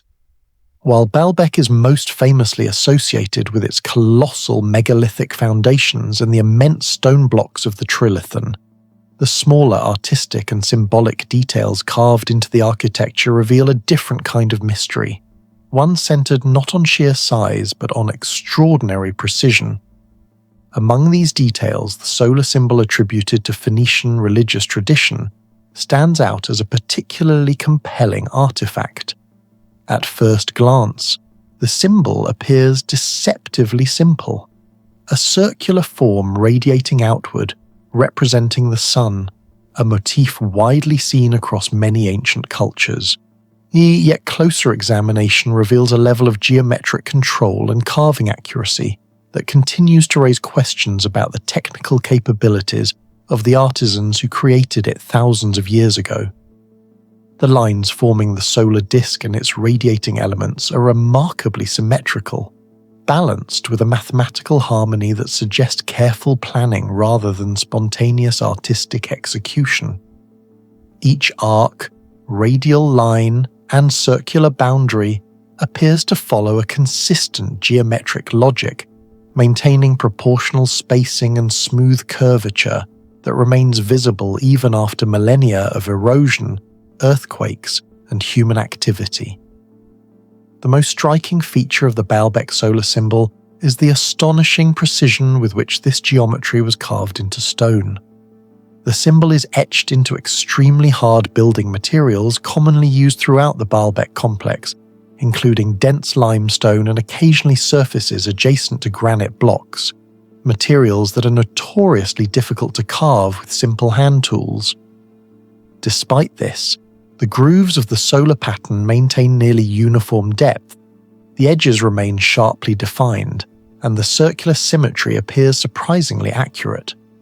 Modern researchers who have studied ancient stonework often note that creating such clean and balanced curves on hard stone requires a controlled method of measurement and marking before carving begins.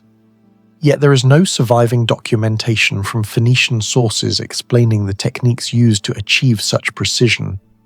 This absence of written explanation is particularly puzzling when one considers that maintaining consistent radial symmetry across a carved circle requires either a compass-like guiding tool, a sophisticated geometric layout process, or repeated measurement methods capable of preserving proportional spacing across the entire design. The possibility that ancient artisans used advanced geometric planning methods is widely discussed, but remains difficult to confirm because very few physical tools from Phoenician stone workshops have survived. Some archaeologists propose that the craftsmen may have used chords, pivot points, and primitive measuring instruments to map circular shapes directly onto the stone surface before carving began. Others suggest that templates or pre-etched guidelines may have been used, allowing artisans to reproduce complex shapes with remarkable consistency. Even with such methods, however, achieving the level of uniformity seen in the Baalbek solar symbol would have required considerable skill and patience. The stone carvers responsible for the symbol would have needed not only technical expertise but also a deep understanding of symmetry and spatial balance, qualities that hint at a sophisticated artistic tradition embedded within Phoenician culture. Beyond its technical craftsmanship, the solar symbol likely held profound symbolic meaning within the religious landscape of the ancient Levant. The Phoenicians, renowned as maritime traders and cultural intermediaries of the Mediterranean world, maintained a complex pantheon in which celestial bodies often played important roles. The sun was frequently associated with divine authority, cosmic order, and the life-giving power of light. In Baalbek, where the sky god Baal was worshipped long before the arrival of Roman builders, the presence of solar imagery may reflect a connection between the celestial realm and the sacred architecture of the temple complex. Some scholars speculate that the precise geometry of the solar symbol was not merely decorative, but may have been intended to embody cosmic harmony itself, representing the orderly cycles of the heavens. This idea becomes even more intriguing when considered alongside the broader architectural orientation of Baalbek. Several researchers have pointed out that certain temple structures at the site align closely with cardinal directions and solar movement patterns, more suggesting that astronomical observation may have influenced aspects of the complex's design. If this interpretation holds any truth, the solar symbol might represent more than a religious emblem. It could be a visual expression of ancient cosmological knowledge encoded in stone. However, despite these intriguing possibilities, there remains no definitive evidence confirming that the symbol functioned as an astronomical marker. Much of the interpretation surrounding the Baalbek solar symbol remains speculative, relying on comparisons with similar solar motifs found in other ancient cultures. The durability of the carving itself adds another layer to the mystery. Over the centuries, Baalbek has endured earthquakes, invasions, rebuilding phases, and the gradual weathering of exposed stone. And yet the solar symbol's geometry remains largely intact, its lines still visible enough to reveal the deliberate accuracy of its construction. This resilience suggests that the artisans who carved it not only possessed technical skill, but also understood how to shape the stone in ways that would resist erosion. Techniques such as controlled chiseling, careful polishing of carved surfaces, or even subtle adjustments to groove depth may have contributed to the symbol's remarkable longevity. Again, however, the precise methods used remain unknown. No surviving Phoenician manuals, inscriptions, or workshop records describe the stone carving processes behind such work. The silence of the historical record leaves modern researchers piecing together clues from the stone itself. In many ways, the Baalbek solar symbol represents a microcosm of the larger mystery surrounding the entire site. Baalbek's massive foundations and enormous megaliths often dominate discussions about ancient engineering, but the delicate precision of its symbolic carvings reminds us that ancient builders were not only masters of scale, but also masters of detail. The ability to create perfectly balanced geometric symbols on unforgiving stone surfaces suggests a level of craftsmanship that challenges simplistic assumptions about ancient technological limitations. Whether the solar symbol served purely as a sacred emblem, a cosmological diagram, or part of a broader symbolic system now lost to history, its precision continues to provoke curiosity. Each carefully carved curve and symmetrical line stands as quiet testimony to the knowledge and skill of the artisans who shaped it thousands of years ago. Even today, standing before the ancient stones of Baalbek, one can still trace the outlines of that solar geometry and wonder how, with the tools and knowledge available in antiquity, such accuracy was achieved. In that sense, the Baalbek solar symbol remains not merely a decorative motif from a distant civilization, but a lingering puzzle carved into the stone, an elegant reminder that the technical and intellectual abilities of ancient cultures may have been far more sophisticated than we often imagine. Do you think the extraordinary precision of the Baalbek solar symbol was simply the result of highly skilled ancient craftsmanship? Or could it indicate a deeper system of knowledge that we still do not fully understand? Share your thoughts in the comments below. The Sumerian winged disc symbol, one of the most recognizable motifs of ancient Mesopotamian art, appears across the monumental architecture and sacred imagery of civilizations that flourished between the Tigris and Euphrates rivers thousands of years ago. Carved onto temple walls, palace reliefs, ceremonial gates, and monumental stone slabs, the symbol typically consists of a circular disc at the center, with a pair of outstretched wings extending symmetrically from either side, sometimes accompanied by a stylized tail or additional geometric elements beneath it. At first glance, it may appear to be simply a religious emblem representing divine power, the sun, or the authority of the gods over the earthly realm.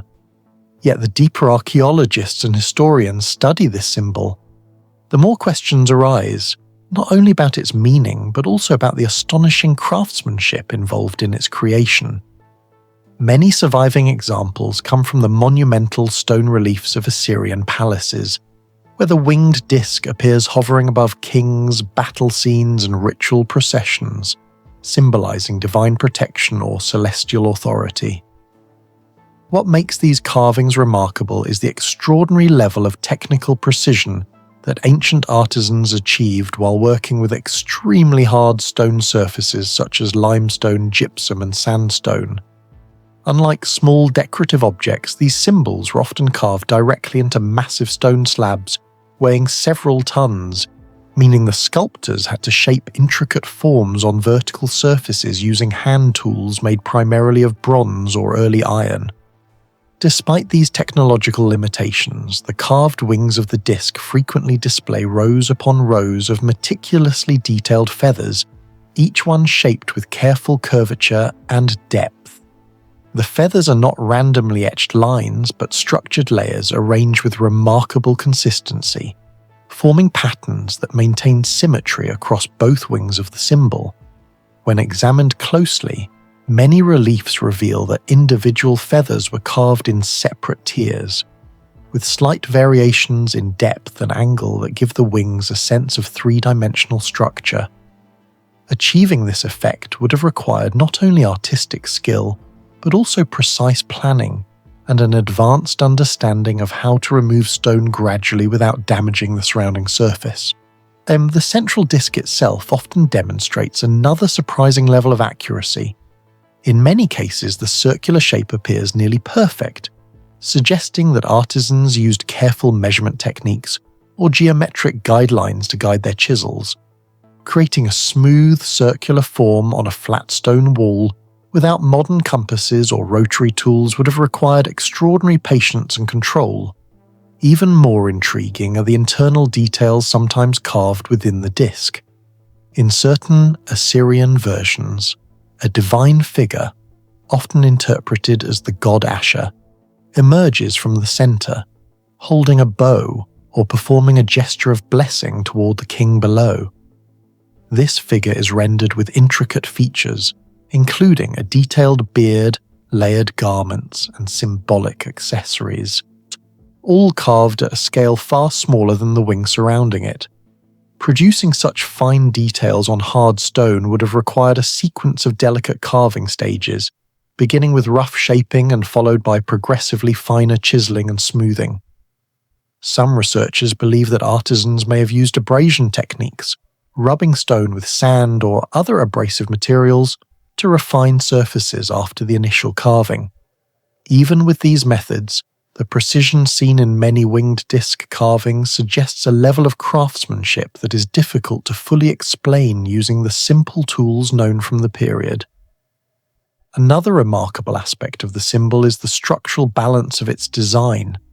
The wings extend outward in carefully controlled proportions, with each feather row aligned to maintain visual harmony across the entire composition. This symmetry indicates that the artisans likely worked from carefully planned templates or geometric layouts, though no such design guides have been found. The absence of surviving design tools or instructional text leaves scholars uncertain about how these artisans consistently achieved such balanced compositions across different sites and centuries.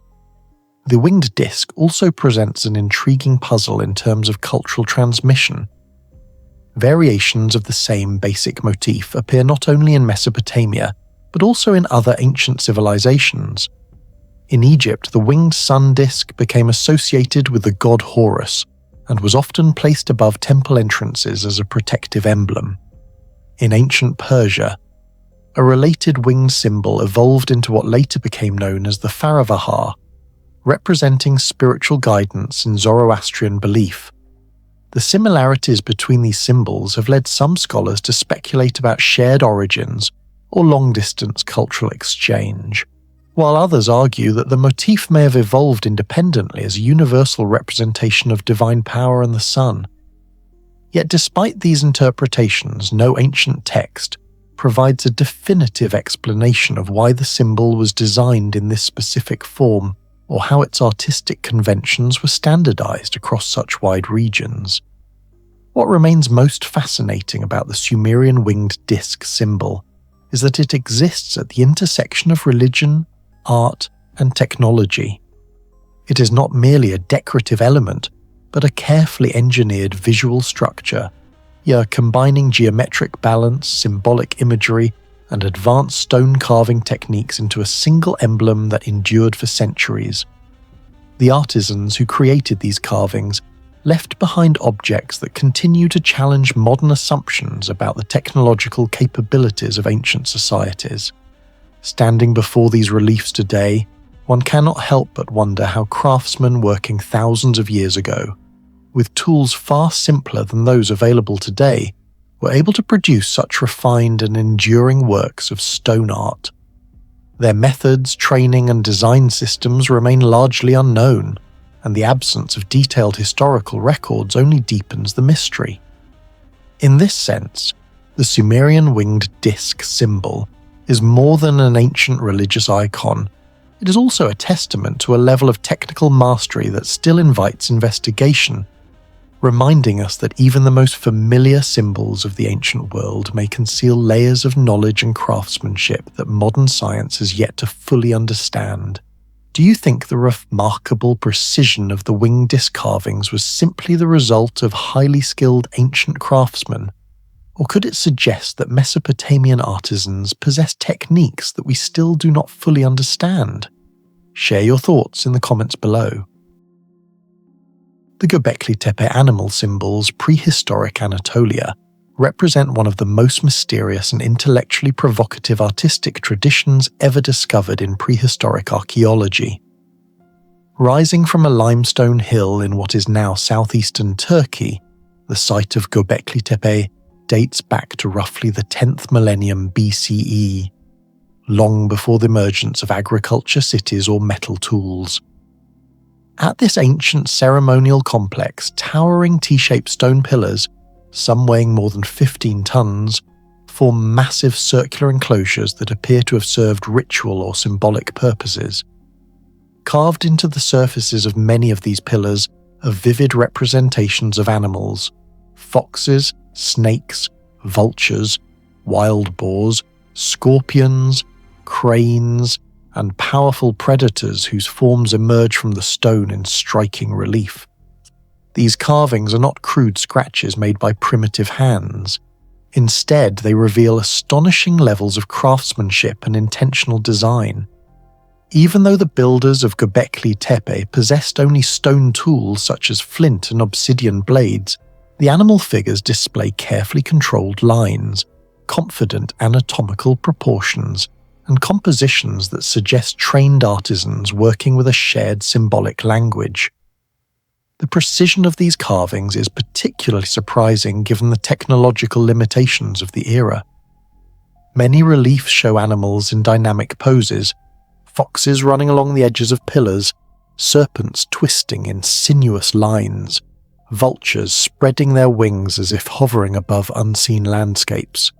The relief depth is consistent, the edges sharply defined, and the surfaces around the figures are carefully smoothed, indicating deliberate and labour-intensive sculpting techniques. Archaeologists continue to debate how communities that had not yet developed agriculture were able to organise the labour and specialised knowledge required to quarry, transport, erect, and decorate such monumental stones. Yet perhaps even more intriguing than the technical achievement is the deliberate arrangement of the animal imagery itself. The animals appear repeatedly across different pillars and enclosures, but they are not distributed randomly. Certain species cluster in particular architectural contexts, and some pillars display multiple creatures interacting or aligned in ways that hint at narrative meaning. The patterns suggest that the carvings were part of a coherent symbolic system rather than mere decoration. Some researchers have proposed that the animals represent mythological beings, ancestral spirits, or protective guardians connected to early ritual practices. Others have suggested that the symbols may encode a form of proto-writing, an early attempt to communicate complex ideas through repeated visual motifs. A more controversial theory even proposes that some animal figures correspond to constellations in the night sky, potentially transforming the pillars into an ancient astronomical record. Yet none of these interpretations has achieved universal acceptance within the scientific community, and each raises further questions about the worldview of the people who created this extraordinary sanctuary. One of the most famous carvings appears on what archaeologists call Pillar 43, often referred to as the vulture stone.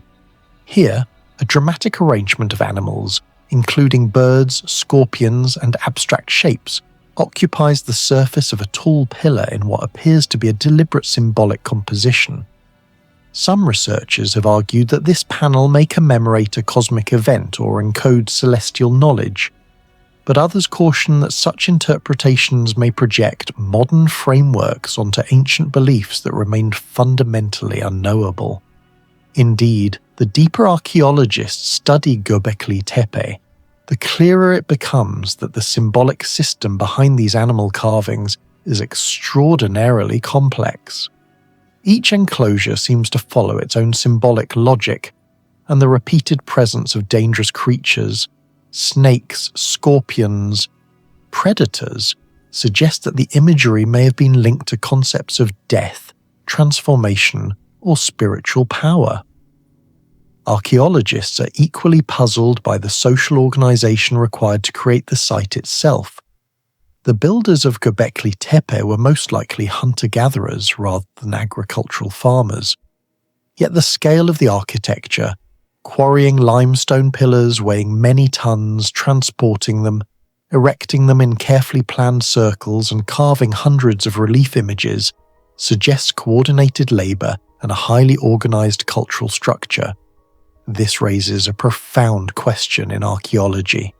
Could monumental religious structures like Göbekli Tepe have actually preceded and possibly inspired the development of agriculture rather than emerging after it? If so, the animal symbols carved into these pillars may represent some of the earliest expressions of large-scale spiritual belief in human history. Despite decades of excavation and analysis, the greatest mystery of the Göbekli Tepe animal symbols remains unresolved. Their true purpose is still unknown. No written records accompany the carvings, and the people who created them left no clear explanation of their symbolic system. Archaeologists therefore face the challenge of interpreting a visual language that belongs to a culture separated from us by more than 11,000 years. Why were these particular animals chosen? Why were they arranged in specific combinations across different pillars? And what ideas or stories were they meant to communicate to the people who gathered inside the stone enclosures? Some archaeologists believe the animals may have functioned as clan emblems representing different groups participating in ceremonies at the site. Others argue that the carvings could represent mythological narratives transmitted through oral traditions that have long since disappeared. Still others suggest that the symbols might encode knowledge about seasonal cycles, hunting patterns, or cosmological beliefs about the structure of the universe. Yet every interpretation encounters the same obstacle. The evidence remains ambiguous. What can be said with confidence is that the creators of these carvings possessed a sophisticated symbolic imagination and the ability to translate abstract ideas into durable artistic forms. The presence of predators, serpents, and other dangerous creatures may hint at themes of death, protection, or transformation, but without a cultural key to decode the imagery, the precise meaning of these symbols remains elusive. The foxes, vultures, serpents, and scorpions carved into the pillars continue to watch silently across millennia, their forms preserved in remarkable detail while the ideas they once represented fade into obscurity. Every new excavation reveals additional carvings and architectural layers, suggesting that the symbolic system of Göbekli Tepe may be even more extensive than currently understood. For now, the animal symbols remain one of the greatest unresolved puzzles of prehistoric archaeology. Artworks whose technical brilliance we can admire, whose age we can measure, yet whose ultimate purpose still lies beyond the reach of modern understanding. What do you think the animal symbols at Göbekli Tepe truly represent? Ancient mythology, a forgotten symbolic language, or knowledge about the cosmos? Share your thoughts in the comments below.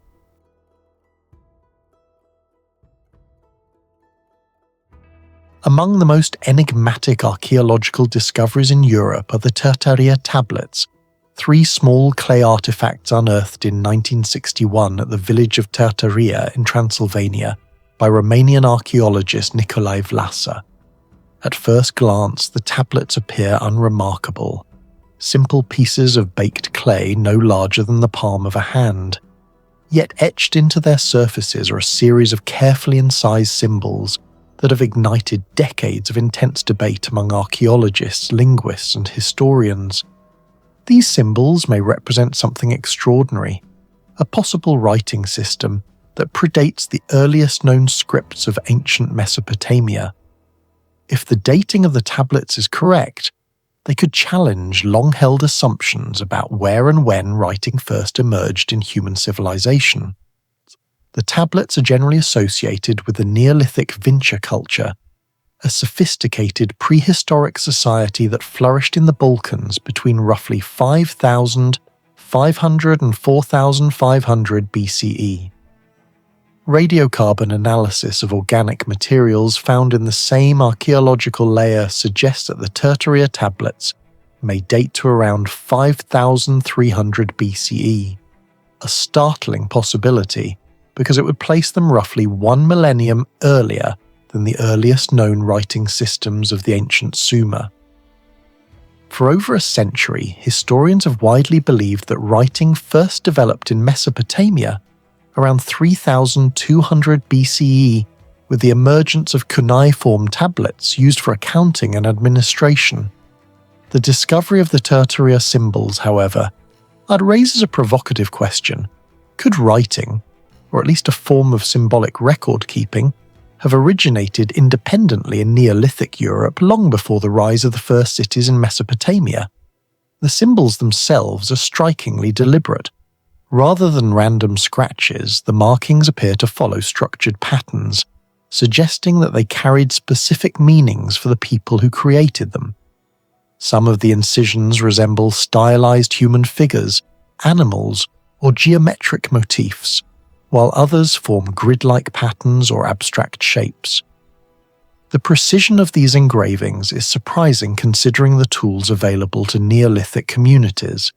Each line appears carefully carved into the clay with controlled pressure, producing consistent depths and sharp edges that hint at practiced craftsmanship. Even though the tablets are small, the arrangement of symbols suggests intentional organization, as if the creator was recording information according to a system already understood within their community. Such deliberate arrangement has led some researchers to argue that the markings could represent one of the earliest forms of writing ever produced by humans. If this interpretation proves correct, the implications for the history of civilization would be profound. It would mean that complex symbolic communication emerged not only in the urban centers of the Near East, but also among early agricultural societies in southeastern Europe, perhaps developing independently as communities grew more organized and socially complex. One of the tablets is particularly intriguing because it contains a small hole drilled through its surface, and this feature suggests that it may have been worn as a pendant, hung on a cord, or attached to clothing or ritual objects. Such a design raises the possibility that the tablets were not administrative documents, like Mesopotamian clay tablets, but instead carried symbolic or ceremonial significance. Perhaps they functioned as ritual objects used by religious leaders or community elders, with the carved signs representing sacred concepts or mythological narratives. Another possibility is that the symbols served as identifiers, marks of clan ownership, spiritual protection, or social status. These interpretations reflect the broader challenge faced by researchers. The tablets exist without any clear cultural context that can fully explain their meaning. The debate surrounding the tablets intensified when scholars noticed that some of the signs bear a curious resemblance to symbols used in early Mesopotamian scripts. While the similarities are not exact, certain shapes appear surprisingly familiar, prompting speculation about possible cultural connections between Neolithic Europe and the ancient Near East. Some researchers have suggested that symbolic traditions might have spread through long-distance trade networks that linked early farming communities across Eurasia. Others argue that the similarities are purely coincidental, pointing out that simple geometric shapes can emerge independently in many cultures.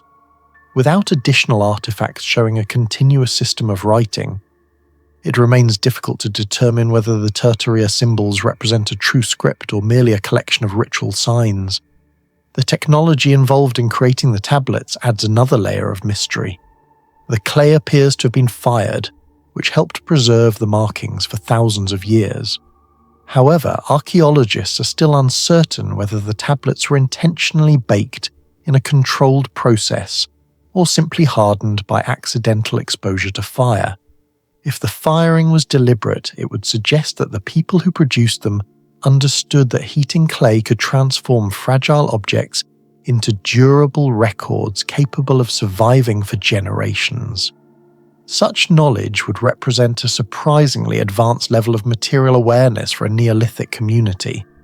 The possibility that early Europeans intentionally created durable symbolic records thousands of years before the emergence of known writing systems challenges conventional narratives about the development of information technology in prehistoric societies. Despite decades of research, the Tărtăria tablets remain undeciphered. The symbols appear only on a handful of artifacts, and there is no bilingual inscription or larger corpus of texts to help scholars interpret them.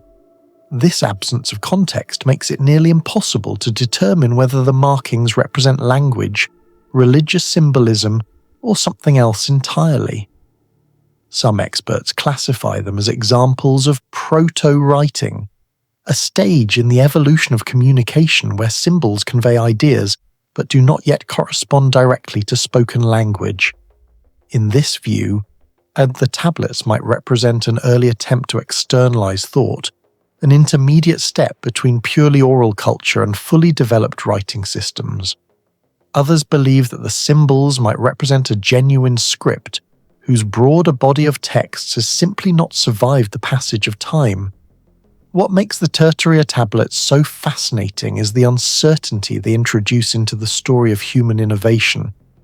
If they truly represent a writing system more than 7,000 years old, the origins of written communication may be far older and more geographically diverse than once believed. Instead of a single birthplace in Mesopotamia, different regions may have independently experimented with recording information through symbolic marks. Even if the symbols are not writing but ritual imagery, they still reveal the remarkable symbolic thinking of Neolithic cultures. More than half a century after their discovery, the carvings on these small clay tablets remain undeciphered, leaving open the possibility that in the villages of ancient Transylvania, humanity may have taken one of its earlier steps toward the invention of writing. Do you think the symbols on the Tărtăria tablets truly represent the oldest writing system in human history? Or are they simply mysterious ritual symbols from a lost culture? Share your thoughts in the comments below. The Antikythera mechanism is widely regarded as one of the most astonishing technological artifacts ever discovered from the ancient world. Recovered in 1901 from a Roman-era shipwreck near the Greek island of Antikythera, the corroded bronze fragments at first appeared to be nothing more than an unremarkable mass of mineralized metal. Yet as archaeologists and scientists began carefully examining the object, it slowly revealed something extraordinary hidden within its layers, a dense system of interlocking bronze gears designed to model the movements of the cosmos. For decades, the mechanism has fascinated historians as what many scholars now call the world's first known analog computer, a device capable of predicting astronomical cycles such as eclipses, lunar phases, and planetary movements. However, as beyond the famous gears and mechanical complexity, another aspect of the artifact has proven equally mysterious and perhaps even more revealing about the technological capabilities of ancient Greek craftsmanship. The astonishingly intricate system of inscriptions and glyph-like texts engraved directly onto the mechanism's bronze surfaces. When modern imaging techniques such as high-resolution X-ray tomography were applied to the surviving fragments, researchers discovered that the mechanism was covered in thousands of tiny Greek characters, forming explanatory inscriptions that function almost like a technical manual for the device. In total, scholars estimate that more than 3,000 characters once existed across the instrument's bronze plates, carefully arranged in columns, spirals, and explanatory labels next to specific dials and mechanical indicators. These inscriptions describe astronomical cycles, eclipse predictions, and the operational logic of the mechanism itself, transforming the artifact into something far more than a machine. It becomes in effect a compact library of ancient scientific knowledge etched into metal. Yet what has captivated researchers most is not simply the presence of these texts, but the extraordinary precision with which they were engraved. Many of the letters are astonishingly small, often measuring only about 1 to 2 millimeters in height. Despite their miniature scale, the characters remain remarkably sharp, evenly spaced, and stylistically consistent. Curved lines flow smoothly through the bronze surface, straight strokes appear uniform in thickness, and the alignment of entire sentences suggests a level of planning and execution that rivals the careful engraving of modern instruments. Under magnification, the inscriptions reveal a craftsmanship so delicate that it immediately raises a profound technological question. How were ancient artisans able to carve such microscopic and precise letters into metal more than 2,000 years ago? The problem becomes even more intriguing when we consider the technological context of the 2nd century BCE. While the Greeks were highly skilled metalworkers and engineers, there is limited evidence that they possessed optical magnification tools comparable to modern lenses or precision microscopes. Producing inscriptions this small would be extremely challenging without some form of visual aid. Even today, engraving letters only a few millimeters tall onto metal requires exceptional control, specialized tools, and often magnification. Some researchers have suggested that artisans may have used simple convex glass lenses or polished crystal as magnifiers, yet definitive archaeological proof of such devices being used for micro-engraving in this period remains elusive. Others propose that master craftsmen developed extraordinary manual precision through years of training, allowing them to engrave miniature characters purely by hand. Still, the uniformity and clarity of the Antikythera inscriptions continue to surprise experts who study ancient manufacturing techniques. Another remarkable feature of the glyphs is the systematic way they are integrated into the design of the mechanism. Rather than appearing as decorative text, the inscriptions function as explanatory annotations connected directly to specific components.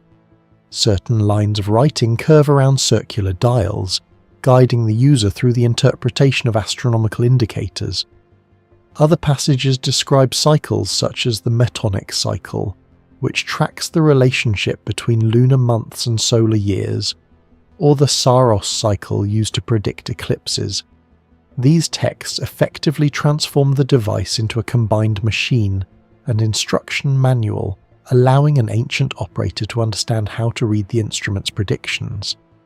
The presence of such extensive technical writing strongly suggests that the mechanism was intended not merely as an experimental prototype, but as a working scientific tool. possibly used by scholars or educators to demonstrate the mathematical structure of the heavens. The sophistication of the glyph system also hints at the existence of a broader tradition of scientific instrumentation that has largely disappeared from the archaeological record. The Antikythera mechanism appears so advanced that many historians struggle to believe it was an isolated invention. Its gears model complex astronomical cycles with remarkable accuracy, and the inscriptions provide detailed explanations of how those cycles relate to observable phenomena in the sky. This combination of mechanical engineering and explanatory documentation resembles the structure of later scientific instruments produced in the Renaissance, yet the mechanism predates them by more than a millennium. If such a device existed in the Hellenistic world, it raises the possibility that other instruments of comparable complexity once existed as well, perhaps constructed in workshops that specialized in astronomical technology. The mystery deepens when considering the historical gap that follows the device's creation. After the Antikythera mechanism was built, likely sometime in the 2nd century before the Common Era, technology of comparable mechanical sophistication seems to vanish from the historical record. For more than 1,000 years, there are no surviving machines known to contain such intricate gear systems designed to simulate astronomical cycles. Only in the late medieval period do mechanical astronomical clocks begin to reappear in Europe with similar complexity. This sudden disappearance suggests that knowledge of such technology may have been lost, forgotten, or confined to small intellectual circles whose work left few surviving artifacts. Even today, researchers are still deciphering fragments of the mechanism's inscriptions. Many sections of the bronze plates are heavily corroded, and some characters survive only as faint impressions barely detectable through advanced scanning technologies. Each improvement in imaging methods has revealed additional letters and words hidden within the metal, gradually expanding our understanding of the text. Yet a complete reconstruction of the entire inscription system remains impossible, leaving open the possibility that further scientific information once existed on portions of the device that have not survived. In the end, the glyphs of the Antikythera mechanism represent far more than simple inscriptions. The microscopic letters etched into its bronze surface reveal an extraordinary fusion of mathematics, astronomy, engineering, and precise metal craftsmanship. Even after more than 2,000 years, scientists are still trying to understand how ancient artisans managed to engrave such tiny characters with such remarkable accuracy. These inscriptions suggest that the technological knowledge of the ancient Greek world may have been far more advanced than we once believed, and that the Antikythera mechanism could be only a small surviving fragment of a much larger scientific tradition, now lost to history. How do you think ancient craftsmen were able to engrave such incredibly tiny and precise letters onto the Antikythera mechanism more than 2,000 years ago? Share your thoughts in the comments below. Among the most mysterious archaeological discoveries ever made in Europe is the Nebra Sky Disc, a remarkable bronze object that appears to preserve an ancient vision of the cosmos. Unearthed in 1999 on a forested hill known as Mittelberg, not far from the town of Nebra, the artifact dates to around 1600 BCE and belongs to the European Bronze Age. At first glance, the disc appears deceptively simple. A circular bronze plate about 32 centimeters in diameter, darkened by millennia of oxidation, upon which several luminous golden shapes stand out dramatically. Yet this object has gradually revealed itself to be far more than a decorative artifact.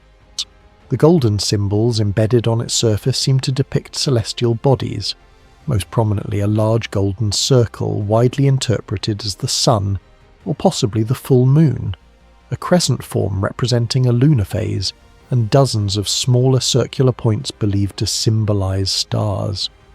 Among these stars, 7 closely grouped dots appear to match the configuration of the Pleiades, a cluster that held profound significance in many ancient cultures as a marker of seasonal cycles. If this interpretation is correct, the Nebra Sky Disc may represent the oldest known physical depiction of the night sky in human history, predating many written astronomical traditions. For decades, historians believed that advanced astronomical observation during the 2nd millennium BCE was largely confined to civilizations such as Mesopotamia and ancient Egypt, where systematic skywatching was connected to priesthoods, calendars, and complex religious cosmologies. The Nebra Disc challenges that assumption by demonstrating that communities in prehistoric Central Europe may also have possessed a surprisingly detailed understanding of celestial patterns. The arrangement of symbols on the disc appears to encode astronomical knowledge, possibly related to the challenge of reconciling lunar and solar cycles in order to maintain an accurate agricultural calendar.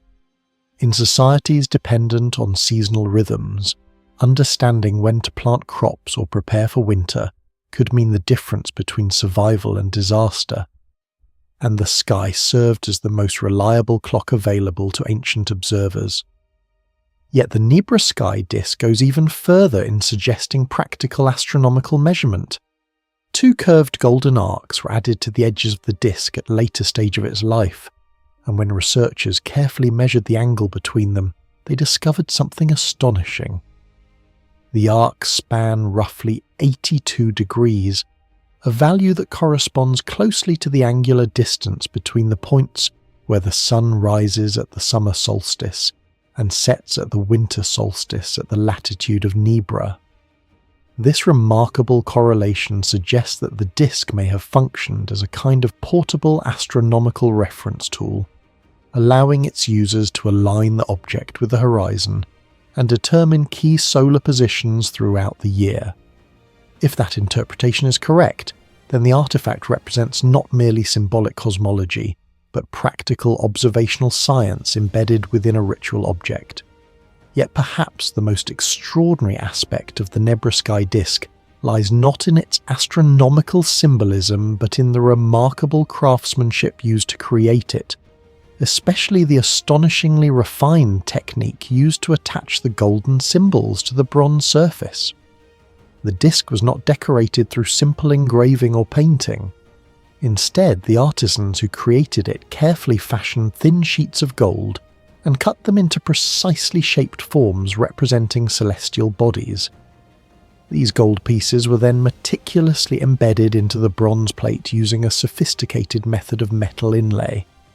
Microscopic studies of the artifact reveal that the bronze surface was first prepared by carving shallow recesses corresponding to the shapes of the celestial symbols.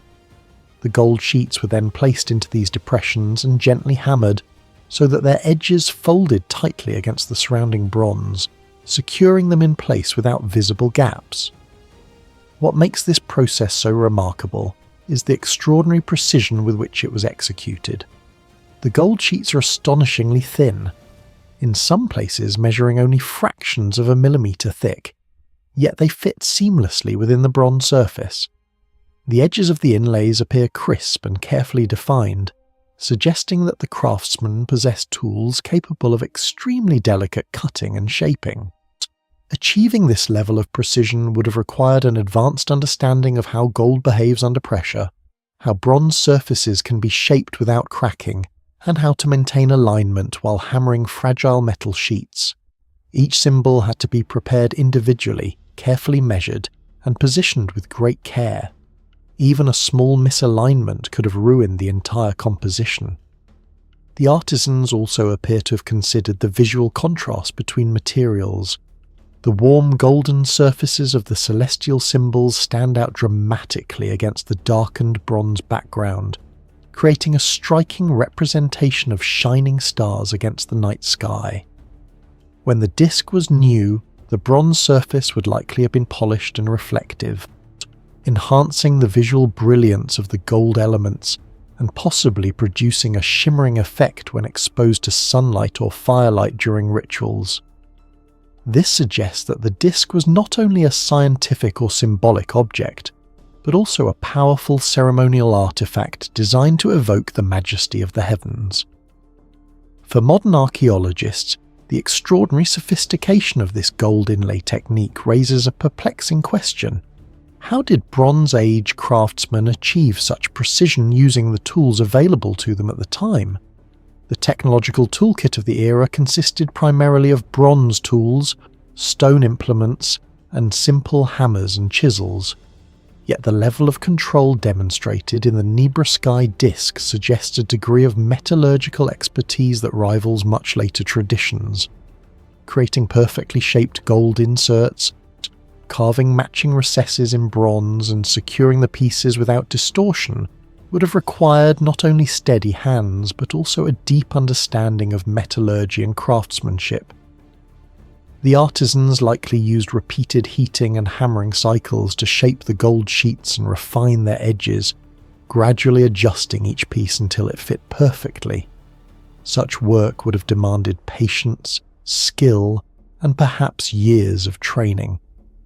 The disc therefore provides rare evidence that highly specialized craftsmen existed in Bronze Age Europe, individuals whose expertise may have been valued as much as that of warriors or rulers. Even the raw materials used to produce the disc reveal a surprising level of complexity. Scientific analysis of the metals has shown that the copper used to produce the bronze may have originated in the Alps, while the gold appears to have come from deposits in the Carpathian Mountains, and the tin required for bronze production may have been transported from regions as distant as Cornwall. This suggests that the people who created the Nebra Sky Disc were connected to an extensive network of long-distance trade routes spanning thousands of kilometres across Europe. Through these networks, not only metals but also knowledge and technological ideas may have circulated between distant communities. At some point in its history, the disc was deliberately buried together with valuable objects such as swords, axes, a chisel, and decorative arm rings. Archaeologists believe this may have been a ritual offering or the ceremonial retirement of a sacred object, though the exact reason remains unknown today. The Nebra Sky Disc is considered one of the most remarkable artifacts of prehistoric Europe. It reveals that Bronze Age societies not only carefully observed the sky, but also possessed sophisticated artistic and metallurgical skills, especially the delicate gold inlay technique that continues to astonish researchers today. The disc remains a powerful reminder that ancient technological knowledge may have been far more advanced than we once believed. How do you think Bronze Age craftsmen were able to create extremely thin gold pieces and attach them with such precision onto the Nebra Sky Disc, using what appear to be very primitive tools? Share your thoughts in the comments below.